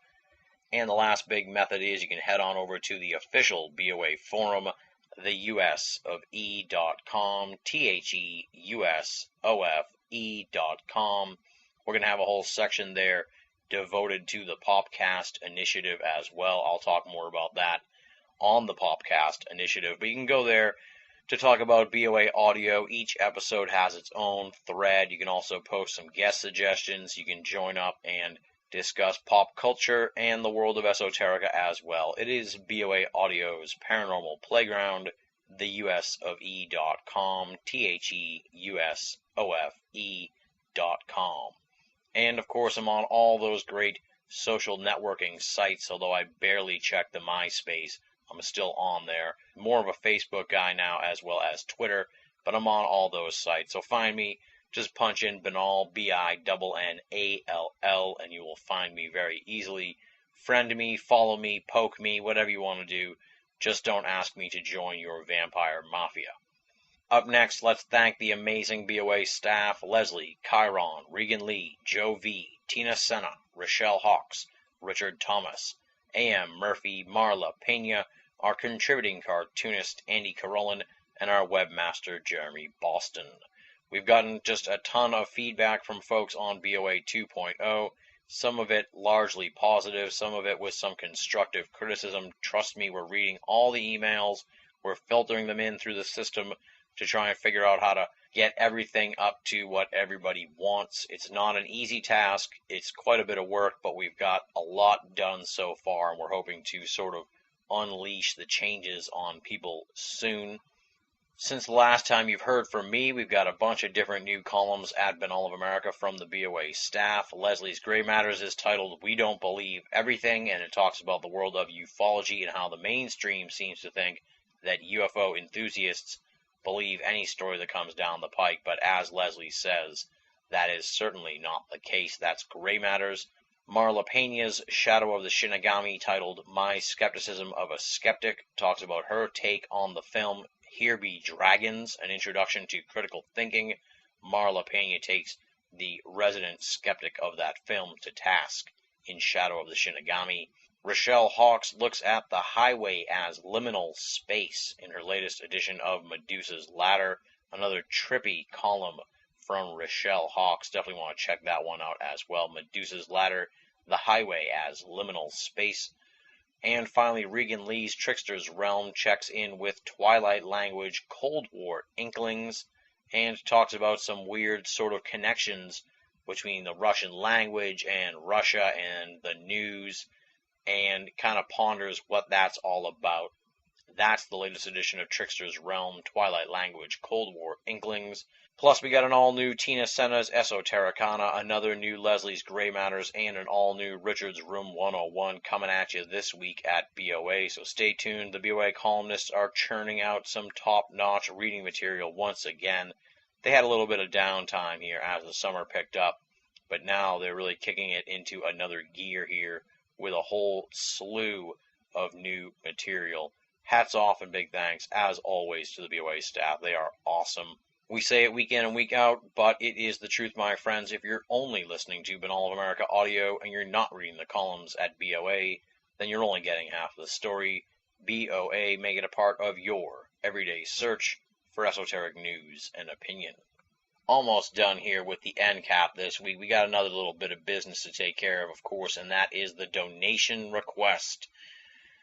I got to tell you, folks, times are really tough for me right now. I don't harp on it. I don't really post anything at BOA about asking for donations. I don't even mention it on the forums, but we desperately, desperately need your donations to help keep the whole operation up and running. Things have gotten pretty tight here in the summertime, and whatever you can do to help us out would be huge. How can you do that? That's simple. There's two ways to do it. If you do the online method, you just go to BOA and click the PayPal button. They'll walk you through the process. If you prefer the snail mail route, that's really simple. You just mail your donations to Tim Benall, B as in Boston, INNALL, P.O. Box 232, Pinehurst, Mass. 01866. And you spell Pinehurst Pinehurst. So altogether it's Tim Benall, P.O. Box 232, Pinehurst, Mass. 01866. As always, folks, no donation is too small, and all donations go towards keeping the website and the audio series up and running, freely available, and commercial-free for all of our great readers and listeners the world over. Next week on the program, we're welcoming back our longtime friends Marie Jones and Larry Flaxman for a discussion on their new book, The Deja Vu Enigma, a journey through the anomalies of mind, memory, and time. I know I teased them coming on the show a few weeks ago, but I can promise you that they'll be on the program next week because the interview is in the can. I literally taped it a few hours ago, and trust me, much like last year's interview, this year's conversation was a lot of fun. We had just a shitload of laughs in this conversation, but also covered a ton of mind-blowing esoteric and new science material. We'll be exploring not only deja vu, but a number of strange elements surrounding the mind, consciousness, amnesia, fugue states, the nature of reality, voodoo, placebos, ghost hunting, and a whole bunch of other really cerebral topics with two top-notch researchers in the world of esoterica. I'd put Marie Jones and Larry Flaxman up against any pair of investigators and researchers out there. They are really tremendous scholars of the esoteric. That's why we bring them back every year here on the program. Marie Jones, Larry Flaxman, The Deja Vu Enigma, next week on BOA Audio. And on that note, we close the book here on another edition of BOA Audio. Big thanks once again to William H. Kennedy for coming on the show. Big thanks to Michael and Albert for their very cool emails for this week's edition of BOA Audio listener feedback. And, of course, big, super huge thanks to all you great folks out there who have been supporting this program here throughout Season 5 and all of our preceding seasons. The BOA Audio listeners, you guys are the best. I do this for you. It is exhausting. It is difficult work, but it's also just sheer joy to be producing this program for all you folks out there. So thank you for your support. Once again, thank you for making BOA Audio a part of your esoteric audio playlist. Until next time, this is Tim Benall, thanking you for listening and signing off.